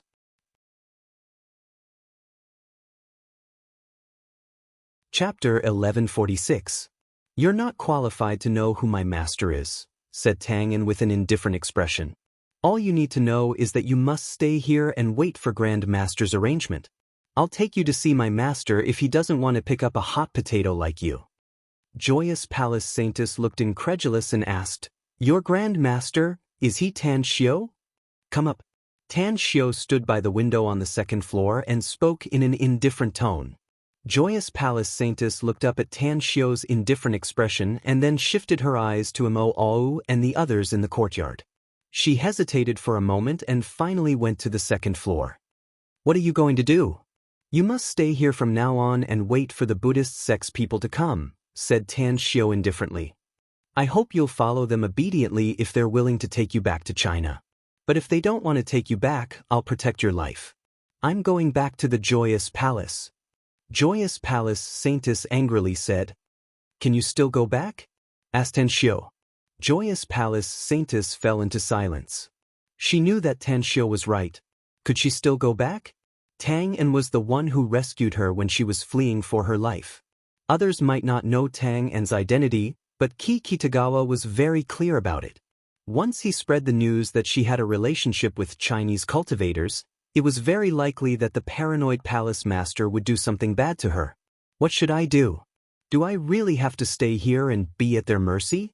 But where should I go next if I leave? Once the Joyous Palace and Japan's people decided the winner and loser, the first thing they would do would be to look for me. Unless he could escape from Japan at the fastest speed, he would either fall into the hands of the Joyous Palace in a few days or fall into the hands of the National Department of Japan. For a moment, Joyous Palace Saintess Gong Wan was caught in a dilemma. Tan Xiu turned around and walked to the sofa in the room to take a seat. Then he indifferently said, I'm sure you've already figured out what your fate was. It's nothing more than the Joyous Palace Master's goal. You'll die when the time is ripe. However, in my opinion, everyone's fate should be grasped in their own hands. You need to choose the path in front of you properly. Finished. His fingers moved and Kawako quickly appeared in front of Tan Xiu. Tan Xiu pointed at Kawako and indifferently said, If my guess is correct, you should know her. Joyous Palace Saintess Gong Wan shot a deep look at Kawako and silently nodded. She's the new patriarch of House Yamamoto and the young master of the North Star One Blade School. If it wasn't for Miyagi's order, I'm afraid she would have already become the North Star One Blade School's master. Tan Xiu said, You're right, but did you know her 2 years ago? No, I didn't. Gong Wan shook her head.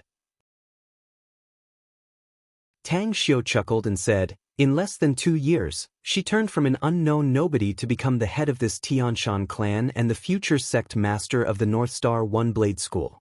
How do you think she can achieve this? How did she get her current strength? You gave it to her, said Gong Wan. That's right. Kawako was willing to follow me, so I naturally gave her power and made her an overlord, said Tan Xiu. I've never been stingy toward my subordinates. Do you understand what I mean? I do. But the Joyous Palace Master once taught me that no matter when and where and no matter what I encounter, I must always keep in mind that I won't release the eagle without seeing the rabbit, said Gong Wan lightly. Is that so? Tan Xiu ordered his men to find a pen and paper. After 10 minutes, he wrote down a Buddhist cultivation technique.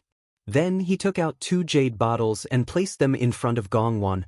Then he lightly said, This is a Buddhist cultivation technique. If you can get it and get a lot of cultivation resources, you may be able to ascend to the Buddha realm one day. These 2 jade bottles contain 2 spirit-amassing pills and blood-seizing pills respectively. Gong Wan's pupils shrunk and disbelief filled her eyes.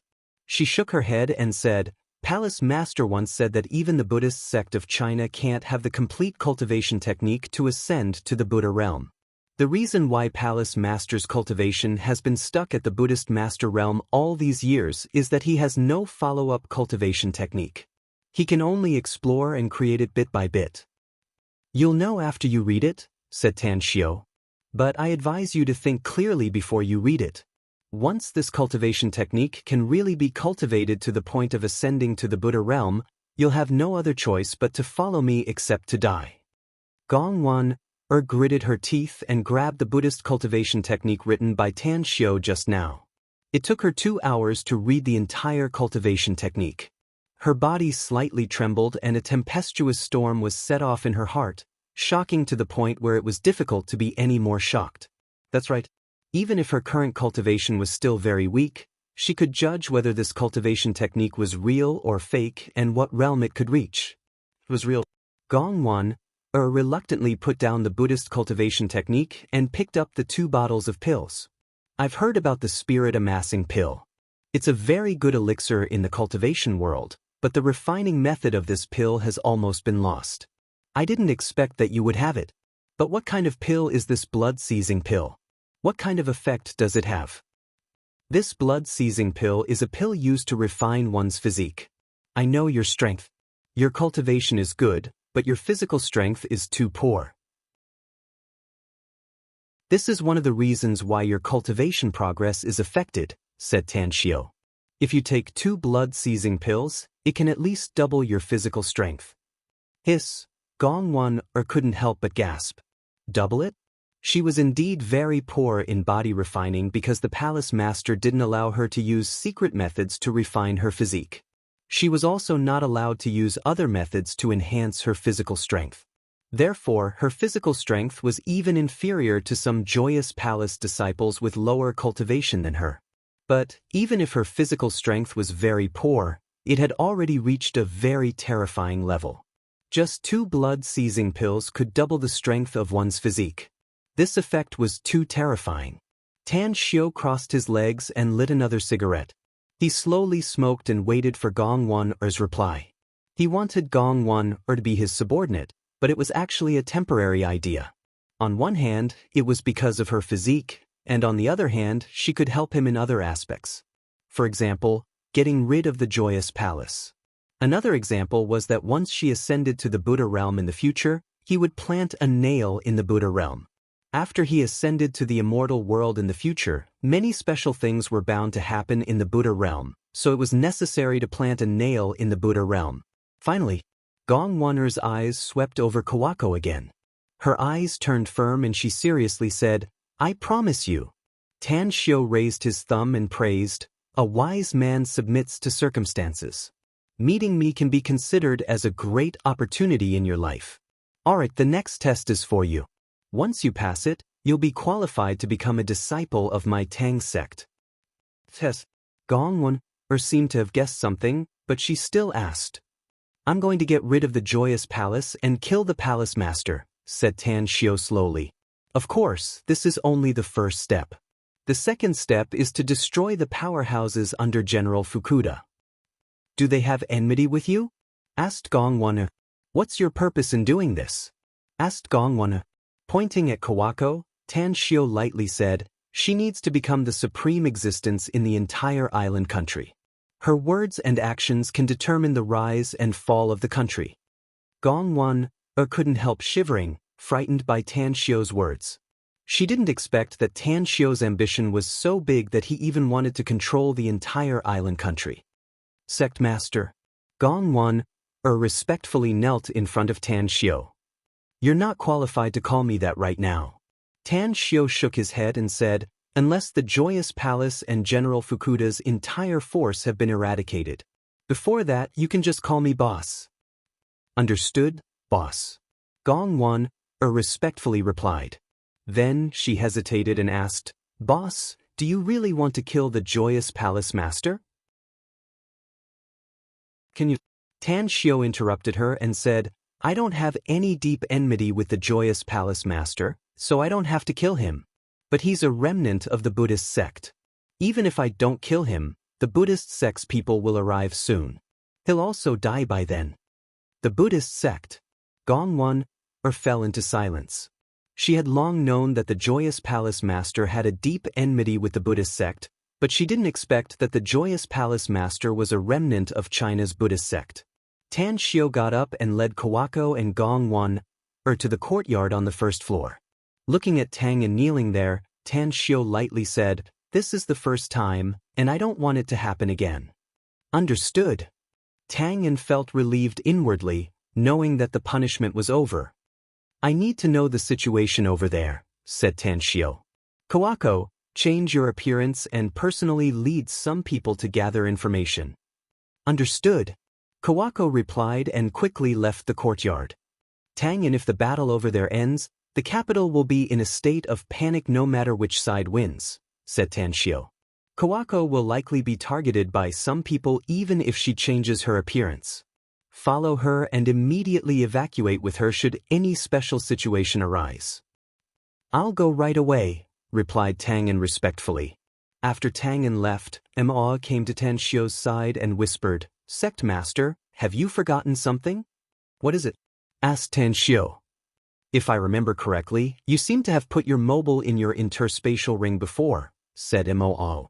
Tan Xiu stared blankly for a moment and suddenly remembered that he was still waiting for a call from the Buddhist sect's people. After taking his mobile out of the ring, Tan Xiu saw a text message from Kong Xia. Boss, please call me back as soon as you see it.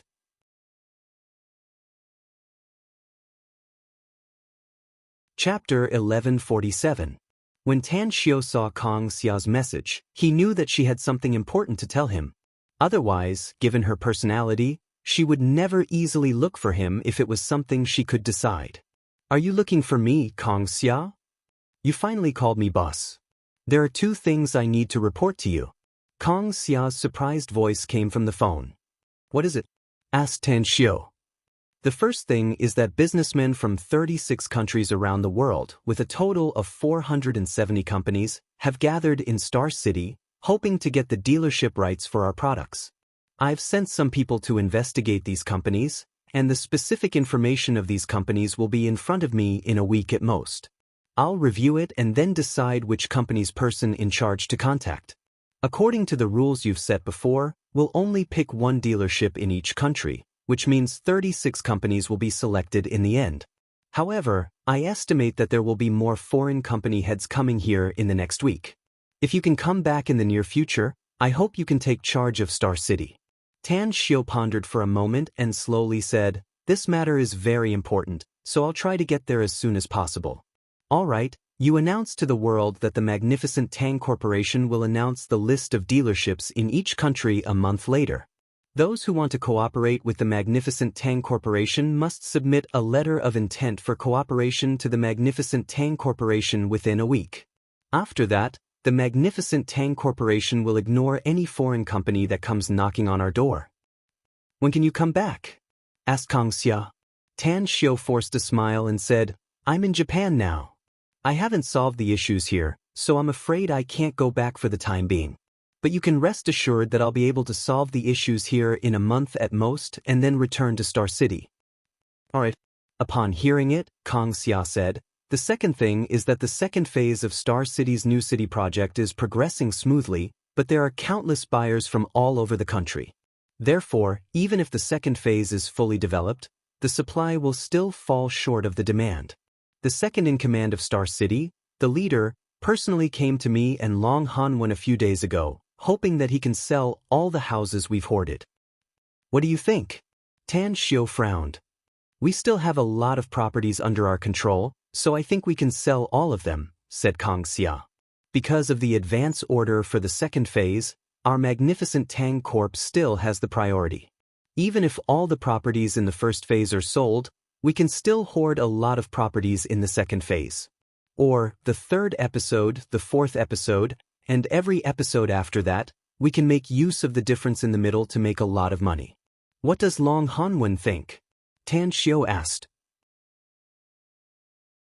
Kong Xia said, his thoughts are similar to mine, but he said that he needs to ask your opinion first. If you agree to let our Magnificent Tang Corporation sell all the properties in the first phase, then the Long Group will also sell all the properties they have hoarded. Tan Xiu said, in that case, let's sell them all. What I'm most concerned about now is, once all the properties are sold, how much money can we get in a short period of time? Also, how much funds does the Magnificent Tang Corp have available? About 60 billion, said Kong Xia. After a brief pondering, Tan Xiu bitterly smiled. It's too little. What do you need to do, sir? Asked Kong Xia. Only recently did I realize that there are so many cultivators in the world. Tan Xiu sighed. I'm afraid that more cultivation resources will be needed if the major forces continue to expand their forces in the future.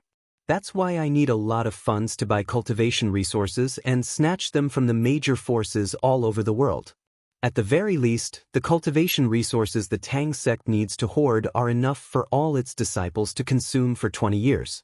Didn't you get 2 islands in the South China Sea? asked Kong Xia hurriedly. Are the resources there not enough? Tan Xiu forced a smile. Not enough. It's far from enough. Compared to the amount of resources the Tang sect needs to consume in the future, the resources in the South China Sea are just a drop in the bucket. Kong Xia was silent for about half a minute and suddenly said, Actually, we can get a lot of money in the shortest time. How much can we get? Tan Xiu's expression shifted and he hurriedly asked. The agency fees and advance payments for all the products of our magnificent Tang Corporation, said Kong Xia. The total amount of the agency fees and advance payments added up to hundreds of billions. I'm afraid we can get more profits if we sell each product separately. Agency fees? Advance payments? Tan Xiu's eyes instantly lit up. He patted his thigh and said with satisfaction, Kong Xia, transfer 50 billion yuan to my account once we sell all the properties we've hoarded in the new city. Understood. Kong Xia nodded. After a long while, Tan Xiu hung up the phone. This time, he didn't put his mobile into the interspatial ring but put it in his pocket instead. He had asked Miao Wenong to contact the people from the Buddhist sect. It was likely that they were already on their way here and would contact him after they arrived in Japan. Something's not right. Tan Xiu suddenly realized the situation and immediately took out his mobile and dialed Miao Wentong's number. The whole country was likely in turmoil now that a major incident had occurred in Japan. It would be very conspicuous if those people from China's Buddhist sect were to come here, and the joyous palace and Japan would find out about it in a short time. At that time, even if he were to help those people from the Buddhist sect, it would be very difficult for them to get rid of the tracking. Once such a situation occurred, it would be very difficult for him and those people from the Buddhist sect to take any action. Hello, Brother Tang. Miao Wentong's voice came out of the phone. Have you found those people from the Buddhist sect, Brother Miao? Asked Tan Xiu. I've found them and they've already set off. They signed up for a tour group and directly left by ship after giving them some money, said Miao Wentong with a smile. You mean, those people from the Buddhist sect are already coming to Japan Sea? Asked Tan Xiu hurriedly. Yeah, replied Miao Wentong. Hurry up and give me the contact information of those people from the Buddhist sect, asked Tan Xiu. The situation in Japan is very chaotic now and I'm afraid there will be some special changes once they come here. I must get in touch with them as soon as possible. Miao Wentong stared blankly and forced a wry smile. Brother Tang, you should have told me about this earlier. I don't have any contact information for those people from the Buddhist sect. I just gave them your contact information and told them to contact you immediately once they arrive in Japan. Tan Xiu was silent for a moment and then said, Brother Miao, please help me find out which tour group they are with and which liner they are taking. Also, tell me before they arrive in Japan. No problem. Miao Wentong replied and immediately hung up the phone. Half an hour later, Tan Xiu received the information from Miao Wentong. After reading the information, he immediately called Xue Sha and He Xiong and said in a deep voice, Both of you immediately head to Taihe Port. You must enter the liner before it docks and find those people from the Buddhist sect. Also, you must be very careful and bring them here. Can you do it? The two exchanged glances and nodded. As Xue Sha and He Xiong left, Tan Xiu silently pondered about how to settle the Buddhist sect's disciples. Japan must be in chaos now, and this was definitely not the best time to take the initiative to attack the Joyous Palace. Once he and the Buddhist sect's people destroyed the Joyous Palace, General Fukuda would never stand idly by. Shortly after, Kawako Yamamoto came back from the outside and reported the result of the battle between the Joyous Palace and the officials to Tan Xiu. Tan Xiu immediately fell into silence. The Joyous Palace was defeated. Although he had already guessed the result, he still felt that it was a pity. Since the Joyous Palace suffered a heavy blow, it was very likely that the Joyous Palace's palace master would choose to go into hibernation immediately. He might even move out of the Joyous Palace and hide in another safe place. Gongwan. Tan Xiu slowly looked up and sent a voice transmission to Gongwan's ears on the first floor. After a while, Gongwan appeared in front of Tan Xiu and respectfully said, What's your order, boss? I just got the news that the Joyous Palace was defeated in the battle, said Tan Shio lightly. Of course, this kind of defeat is to be expected. After all, it's General Fukuda's home field. It's not surprising that he defeated the Joyous Palace's forces in Kyoto when he went all out. I let you come over because I want to hear something from you. Gong Wonner's face turned dark and she asked, What do you want me to say? You've been in the Joyous Palace for so many years, so you should know him very well, said Tan Shio. Do you think that this crushing defeat will make him hide like a tortoise? He won't, replied Gong Won decisively. Tan Shio raised his brows and asked with a hint of surprise, Why are you so sure? You don't know him. You don't know how powerful and terrifying he is, said Gong Won. Whether it's those concubines or the 72 chess pieces, they're nothing but his power on the surface. Others may not be aware of it, but I'm well aware that he has other trump cards. Such as? Asked Tan Shio curiously. Gong Wonner hesitated for a moment and slowly said, such as the 4 great Vajras, the 18 Arhats, and the Shadow Buddha squad. I can understand what the 4 great Vajras and 18 Arhats are. But what is this Shadow Buddha squad you mentioned? Asked Tan Shio with a frown. It's the guards he trained himself to help him assassinate all his enemies, said Gong Won. You don't need to ask me anything else since I don't know the specifics. Tan Shio got up and said, I won't ask any more since what you know is limited. If my guess is correct, he must have been guarding against the Buddhist sect in China all these years. The secret experts he trained should be prepared to deal with the Buddhist sect. Let's go. Follow me to pick up some people.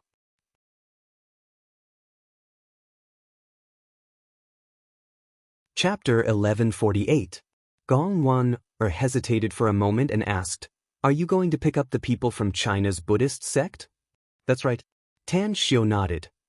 I've chosen to follow you, so I believe you won't harm me, said Gong Won. But if I leave with you now, I'm afraid it won't take long for someone to recognize me. We'll be in big trouble then. A smile appeared on Tan Shio's face as he controlled his facial muscles to change. Soon, his appearance was a bit different from before. It was impossible to recognize him if it wasn't someone who was particularly close to Tan Shio. Immediately after, Tan Shio taught Gong Won the secret technique to change her appearance. A few minutes later, both of them changed their appearances when they stepped out of the courtyard. However, they both wore caps and masks to avoid being noticed by Kawako's people in the courtyard. Where's Tangen? Asked Tan Shio as he looked at Tang Guang, who came to greet him. She's afraid that Xue Sha and He Xiong might have an accident, so she followed them, answered Tang Guang. In the nearby alley, 7 or 8 tattooed youths with baseball bats were surrounding a man and a woman, beating them. A red-haired youth in black leather clothes and earrings was looking at the sky. The cigarette between his fingers was about to burn out, but he didn't seem to notice it. I beg you, please don't beat them. I'll pay you back in 3 days. Please give me 3 more days and I'll pay you back with interest. I beg of you. The man who was being beaten desperately hugged the woman, wanting to use the woman's body to block the baseball bat for him. All right. The red-haired youth flicked the cigarette but between his fingers. As the 7 youths moved aside, he slowly walked to the scarred man and woman and kicked the woman to the side. Then he indifferently said, It's only right and proper for one to pay back the debt. This is the 4th 3 days you said? Do you think I still need to believe you? The man with a swollen face crawled up with difficulty and knelt in front of the red-haired youth. He nodded and hurriedly said, It's necessary. It's very necessary. I've already paid back part of it before, but the interest is too high. I can't pay back so much at once. The red-haired youth sneered, That's your problem. The man knelt on the ground with a struggling look in his eyes. When he saw the red-haired youth pull out a sharp dagger from his waist, he finally burst into tears and said, Lord Zwazwa, please give me 3 more days. I'll definitely get the money within 3 days. I'll leave my wife here with you. These 3 days, I'll let her serve you comfortably. In these 3 days, even if I have to steal or rob, I'll get enough money to pay you back. Do you think it's okay? The woman lying limply on the ground had a look of despair in her eyes. Because she was severely injured from the beating earlier, and now hearing her man's words, she immediately spat out a mouthful of blood. The red-haired youth glanced at the woman and indifferently said, "I'll give you 3 more days for the sake of your determination. In these 3 days, I won't touch your woman, even though I really want her to serve me. But if you haven't returned the money to me after 3 days, I'll humiliate your wife and sell her to the red light district. She'll receive customers and make money for me. Of course, I can also let her continue to shoot movies. I have a way to make money." All right. I'll listen to you." The man stopped crying and nodded desperately. At the entrance of the alley tens of meters away, Tan Xiao and Gong Wan quietly stood there. From the scene of the couple being beaten to the end of the negotiation between the man and the red-haired youth, Tan Xiao's experienced and knowledgeable mind couldn't help but feel a bit of killing intent inside his heart.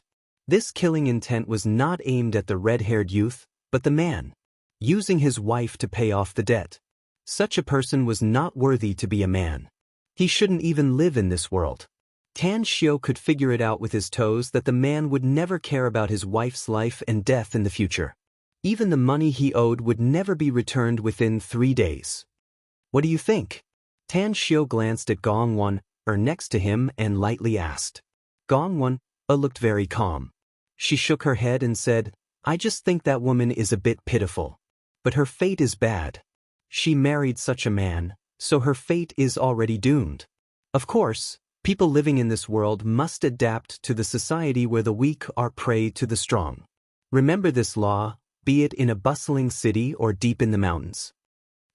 Tan Xiao secretly regretted it. He felt that asking Gong Wan this question was simply asking an inhumane pig. He secretly sighed inwardly as he recalled Gong Wan's living environment. He knew that even if this woman followed him, he wouldn't regard her as his confidant in the future. "Let's go." Tan Xiao lifted his leg and walked forward. Gong Wan followed behind Tan Xiao and asked in a low voice, "Are you going to help them?" "I'm going to help her, not them," said Tan Xiao lightly. "This kind of thing happens a lot every day, and there are many pitiful women out there." "You can't help them all," said Gong Wan. Tan Xiao stopped and stared at Gong Wan's eyes.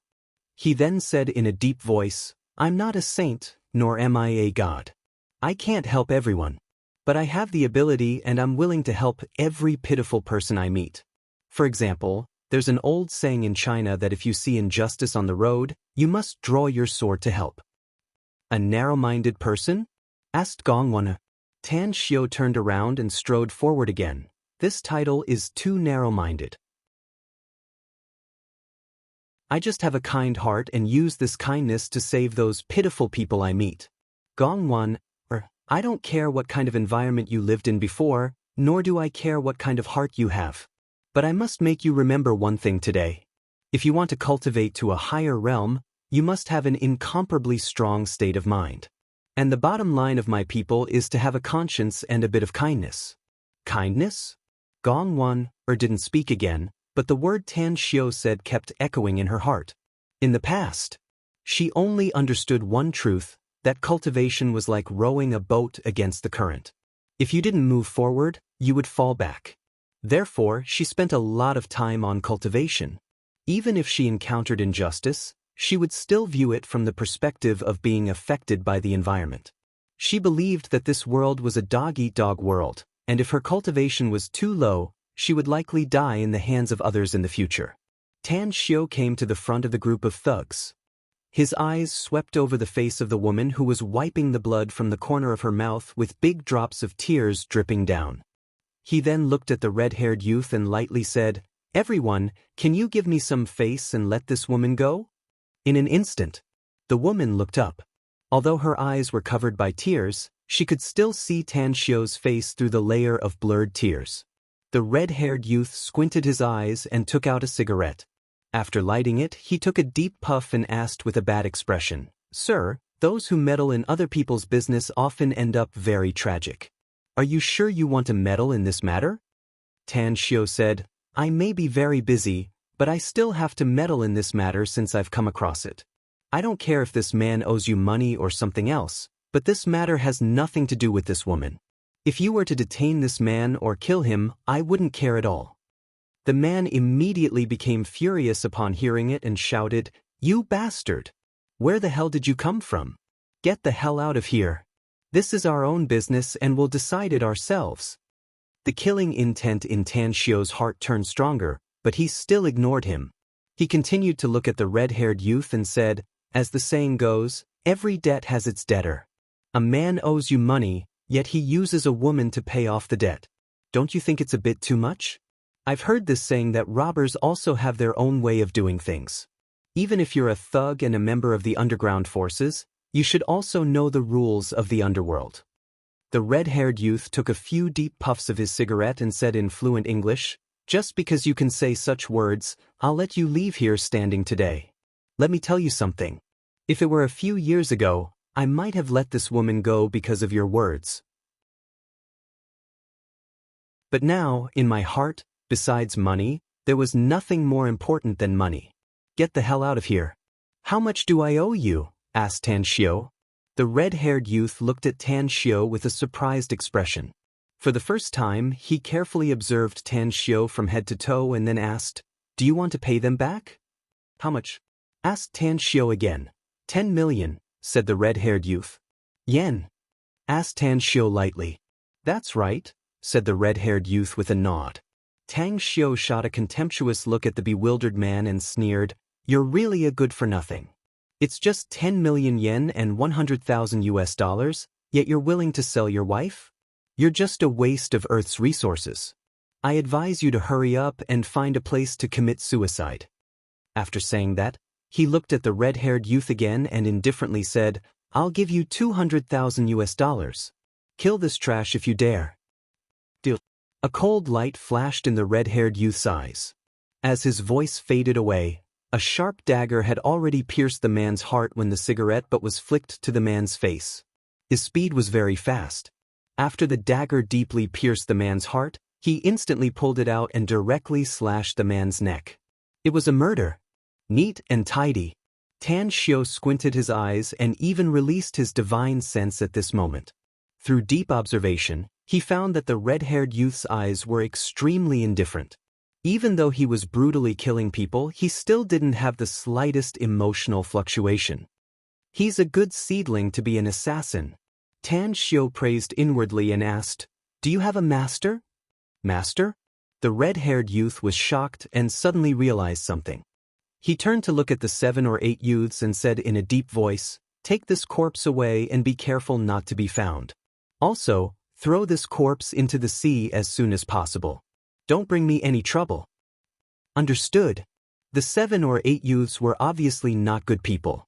They quickly carried the corpse away and entered a van at the entrance of the alley before quickly leaving.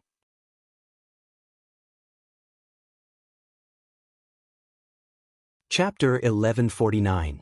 At this time, the red-haired youth seriously looked at Tan Xiu and said, "I only have a boss and no master. My boss and I only have a relationship with each other in terms of work and money." "You seem to know something, don't you?" asked Tang Xiu. "The Black Wolf Hall's hall master, Masashi Osaka. I heard him talking about something when he was drunk and heard a name." "What name?" asked Tan Xiu solemnly. "Joyous Palace," answered the youth. Tan Xiu squinted his eyes and asked, "Do you want to join the Joyous Palace?" The red-haired youth took out a black handkerchief and wiped the blood off the dagger. Then he put the dagger back into his waist and said, "I just want to become stronger. I don't want to have a gun pointed at my head. I don't want to see my family killed in front of me." "Do you have enmity with others?" asked Tan Xiu. "My enemies are all dead," answered the youth coldly. "That's right." Tan Xiu applauded and said, "You may not be a natural killer, but you can still be stimulated after birth. How about becoming my subordinate if you want to?" The youth's body slightly trembled and he looked at Tan Xiu and asked, "Can you make me stronger?" "I can make you 100 times stronger than you are now in the next few years," answered Tan Xiu. "Master." The red-haired youth was extremely straightforward and directly knelt in front of Tan Xiu. Tan Xiu raised his brows and asked, "Do you trust me that much?" "I don't really believe you, but I want to bet on it." The youth shook his head. Tan Xiu gave him a thumbs up and praised, "You're really out of the ordinary. But I like it. You're my subordinate from today onward. Gongwon, send him back. And me. On the ground 7 or 8 meters away, the wretched woman crawled to Tang Xiu's front. She trembled as she knelt and said, I don't know what it means to become stronger. I only know that you saved me and bought my life with money. Take me in and my life will be yours in the future. Tan Xiu was stunned. He bent down and squatted in front of the woman. After pressing her pulse with his fingers, he found that she was just an ordinary woman. She did not have any cultivation in her body, and because she had just been beaten, she even had serious internal injuries. You want to follow me? The woman resolutely said, If you buy me with money, I'm willing to do anything for you. I know that if you hadn't saved me today, my fate would have been very tragic. I also know that you can make me very strong, so that I won't have to rely on men anymore. After a moment of silence, Tan Xiu suddenly asked, Do you dare to kill? The woman showed a trace of hesitation, but then she nodded heavily and said, If you want me to kill, I will kill. Tan Xiu turned to look at Gongwon and said with a faint smile, Do you think I should accept them? I wouldn't accept them if it were me, said Gongwon. Because they're too lousy. With a meaningful smile, Tan Xiu looked at the two people kneeling in front of him and nodded. Since you're willing to follow me, then I'll take you in. I will give you a cultivation method to become stronger, I will give each of you a sum of money, and I will also give you some medicinal pills to assist in your cultivation. Your next task is to cultivate and make yourself stronger. Half a month. I'll give you 2.5 months. If you can sense the qi sense within half a month, then you may be put in an important position by me in the future. But if you can't sense the qi sense, you can only be one of my countless subordinates in the future, and it will be very difficult for you to be put in an important position by me. What exactly is the qi sense? Asked the red-haired youth. It's the cultivation technique I'll teach you. Constantly sense the qi flow inside your body. When you can sense the qi flow inside your body and can control it for a short time, that means you've succeeded. Otherwise, it means you've failed, said Tan Xiu lightly. Tan Xiu took out his mobile and dialed Tang Guang's number. After calling him over, he gave him some instructions and then left with Gongwon. Before leaving, he learned the names of the red-haired youth and the woman, Ando Jie and Nomura Mena. Taiha Port. Even though the sun was setting in the west, the port was still very lively. A variety of ships were constantly setting sail or docking, and a large number of people were shuttling back and forth in the port. A whistle sounded from the sea in the distance, and a luxury liner slowly sailed towards the port. The people at the port didn't see that behind the luxury liner were 5 speedboats sailing at the same speed. A figure flickered lightning fast on 2 of the speedboats and quickly dashed to the luxury liner. A few minutes later, inside the cabin on the 3rd floor of the luxury liner, 2 burly men walked into the red-carpeted corridor. Xue Xia and He Xiong exchanged glances and smiled as they quickly came to the end of the corridor. I'm He Xiong from the Tang sect. Please come out and meet the grandmasters. He Xiong stopped and released his aura as he spoke in a loud and clear voice. Creak, creak. The 9 hatches opened one after another as eminent monks in kasayas and evil-vanquishing staffs came out of the hatches. The leader, Jade Buddha, observed He Xiong and Xue Xia and immediately furrowed his brows. He clasped his hands together and said, Benefactors claim to be from the Tang sect. May I know if you have any proof? He Xiong took out the Tang sect's elder token and said, Our sect master has learned from Mr. Miao which ship the grandmasters are taking, so he asked us to rush to this ship ahead of time to pick up the grandmasters. Chaos has broken out in Japan, and both the Joyous Palace and the Japanese government are getting restless. If you were to enter Japan openly, I'm afraid you'll be discovered by those 2 forces as soon as you set foot in the country. You'll find it difficult to move a single step in Japan when that time comes. Jade Buddha and He Xiong exchanged glances and said in unison, If so, then we'll have to trouble you. Our speedboat is at the stern. Please come with us, grandmasters, said He Xiong. Shortly after, the 5 speedboats split the waves and left the luxury liner that continued to sail toward the port and disappeared into the distant sea. After half an hour of sailing, they quickly docked at another small port tens of kilometers away. There were no large passenger ships or cargo ships in this small port aside from a dozen fishing boats. There were only a few people on the shore. Tan Xiao and Gong Wan quietly stood on the shore and watched the 5 speedboats dock. He Xiong and Xue Sha jumped off the speedboat along with 18 eminent monks of the Buddhist sect and greeted them with a smile. "You've worked hard, Grandmasters." He Xiong slightly frowned and looked at Gong Wan behind Tan Xiao. Then he looked at Tan Xiao and asked, "May I ask who you are, benefactor?"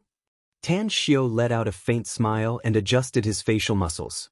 Then he quickly restored his original appearance and smilingly said, "It's been a while since we last met, Master He Xiao. Have you been well?"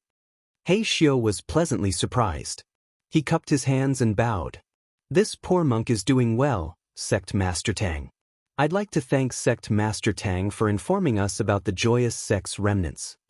Tan Xiao waved his hand and said, "He Xiao, we're all upright people, so I won't beat around the bush. I'm informing all the Grandmasters mainly out of selfishness. The joyous sect's remnants are a malignant tumor in Japan and a great threat to my subordinates here, so I need to get rid of this tumor. Furthermore, your Buddhist sect has a deep enmity with the joyous palace, so I've invited you here to help me." "You also have subordinates in Japan, Sect Master Tang?" Blackface Buddha was surprised.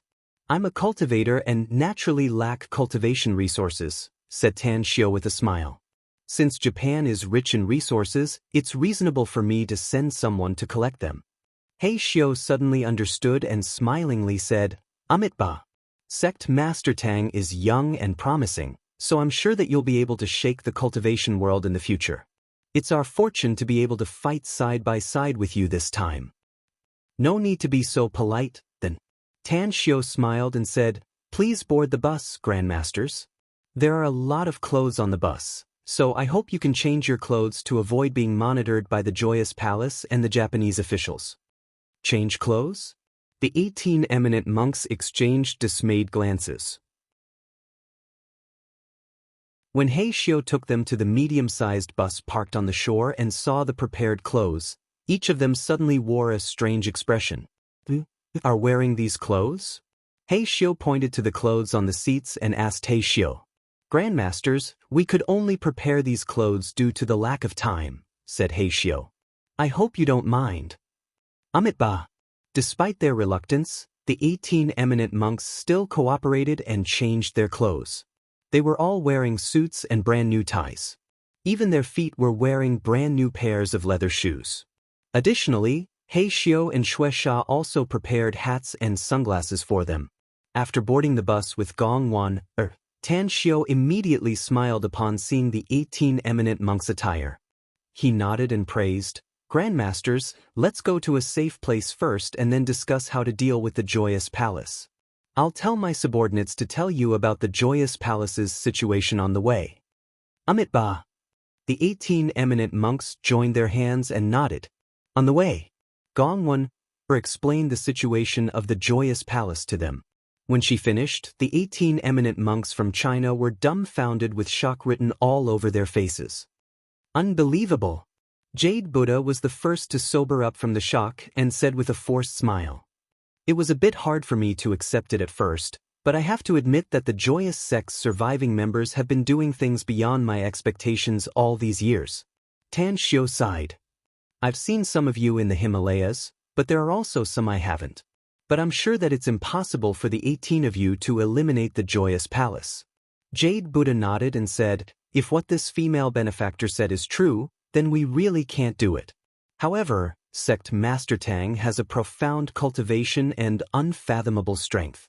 Coupled with your resourcefulness, I'm sure we can get rid of this tumor if we work together."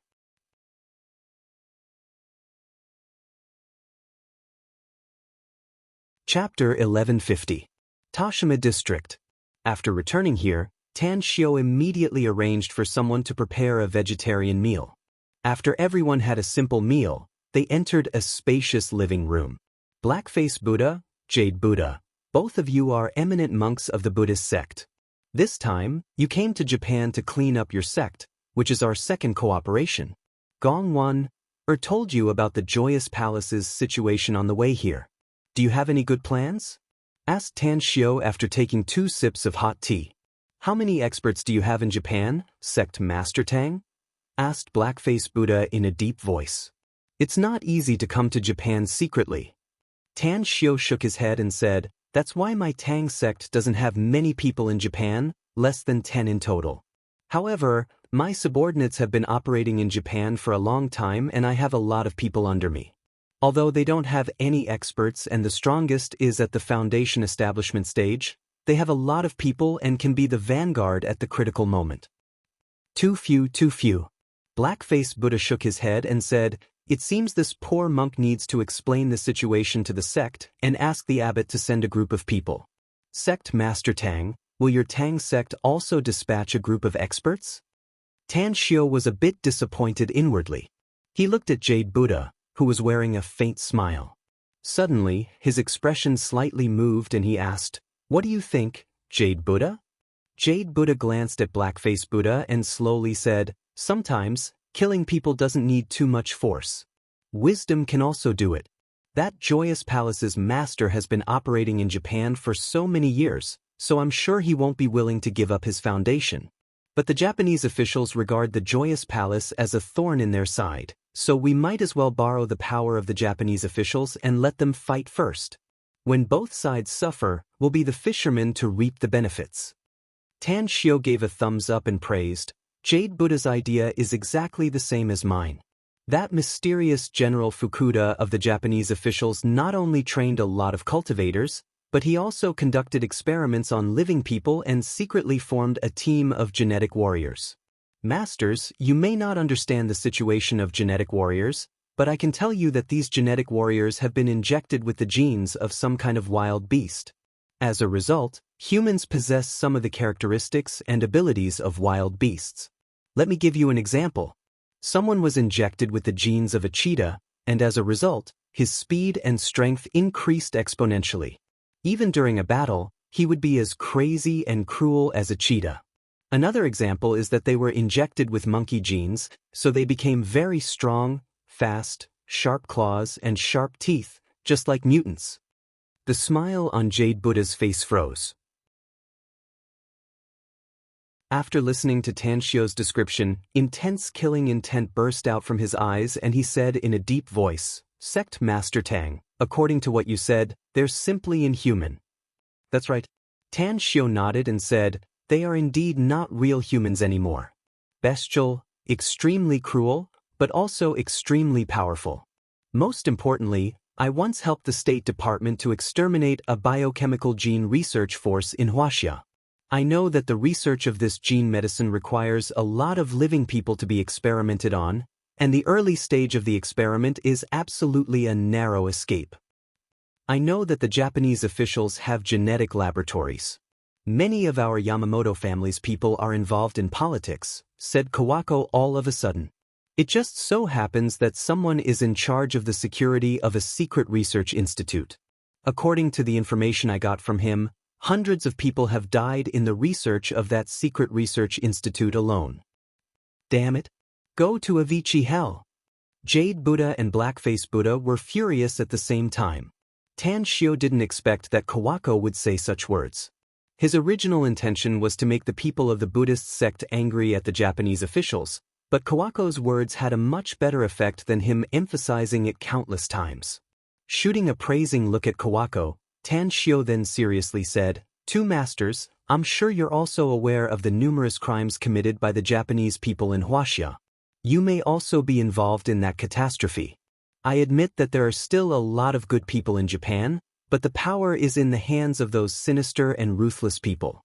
The people of Japan will be in trouble in the future if this goes on. Or, if the genetic warriors of Japan appear in large numbers one day in the future, it's hard to guarantee that they won't harm and persecute the people of other countries with their powerful armed forces. What do you mean by that, Sect Master Tang? Blackface Buddha said in a deep voice. We must at least destroy their laboratories and those harmful genetic medicines. Jade Buddha squinted his eyes. A glint flashed in his eyes as he looked at Tang Shio and asked, What do you mean, Sect Master Tang? My intention is the same as Blackface Buddha's. We must destroy the Joyous Palace and the genetic warriors under General Fukuda's command, said Tanshio. We can easily accomplish our goal as long as we target both of them. How are we going to do it? Asked Jade Buddha. A lot of experts from the Joyous Palace and the Japanese government have just engaged in a large-scale battle, said Tanshio. The final outcome was the Japanese government's victory while the Joyous Palace suffered huge losses. Both sides can't wait to destroy each other, so we need to instigate them and be the fuse. It seems that you already have a plan in mind, Sect Master Tang, said Jade Buddha. Our Buddhist sect may disdain the use of crafty plots and plots, but I believe that crafty plots and schemes are a kind of wisdom. As long as your plan can get my approval, we'll listen to your command and fight them. My plan is to assassinate the Joyous Palace members and General Fukuda's subordinates, said Tanshio.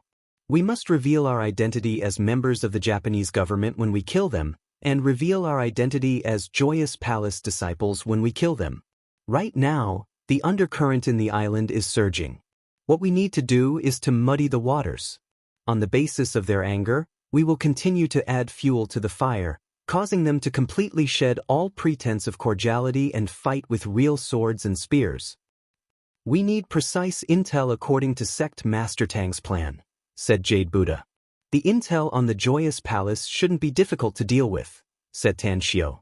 Am I right, Gong Wan? Gong Wan was silent for a few seconds before she nodded and said, Give me some time. I'll deal with the intel on the Joyous Palace. Since Gong Wan is willing to cooperate with us, then the intel on the Joyous Palace should be fine. Tanshio smiled faintly and said, As for General Fukuda's subordinates, it's actually easy to find them. They are, after all, people from the Japanese government. Coupled with the fact that they have just inflicted heavy losses on the Joyous Palace, it won't be difficult to find traces of them as long as we pay more attention. However, there's one person we must kill in advance. Who is it? Everyone in the hall had a curious look on their faces.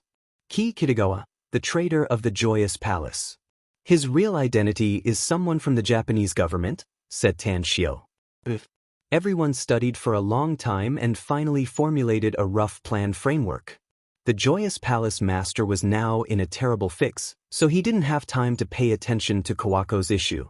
Therefore, be it the Yamamoto family or North Star Oneblade's subordinates, all of them were scattered to various cities in Japan to secretly investigate the Joyous Palace and the Japanese government's armed forces. The intelligence reports were collected like snowflakes and appeared in front of Tanshio and the others. The rough plan framework was also constantly being filled in, becoming more and more detailed, and becoming more and more compact. 2 days later, inside a nightclub in Kyoto, the music was deafening and colorful lights were constantly flashing. Countless men and women were crazily twisting and turning on the dance floor. Many drug addicts were scattered in every corner, smoking their delicacies. Youths dressed as waiters were constantly shuttling back and forth in the rest area with wine and fruit trays, but their vigilant eyes were constantly glancing at the crowd around them.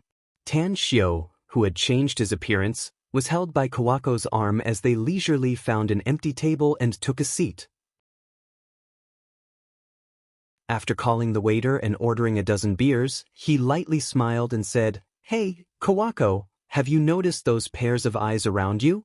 It seems that even if you hide most of your beauty, you still can't stop those perverts from peeping at you. Do you want to make a bet? Someone will definitely come to hit on you later, right? A smile outlined on the corner of Kawako's mouth. She never dared to think that her sect master would actually tease her one day, much less praise her beauty. In the past, she thought that she was peerless and a rare beauty in the world. But ever since she got to know Tanshio and learned about the women around Tanshio, her pride slowly faded away. However, the moment she saw Gong Wan, even though she was wearing a veil, she could still clearly see her face. That breathtakingly beautiful face made even her heart flutter. Boss, since you think I'm not bad, then how about we go get a room after we deal with the matters here? Kawako stared at Tanshio with a faint smile and said, Ugh. Tanshio's expression turned stiff and he immediately let out an embarrassed smile. The weather is really good today. It's a dark and windy night, the perfect time to kill someone.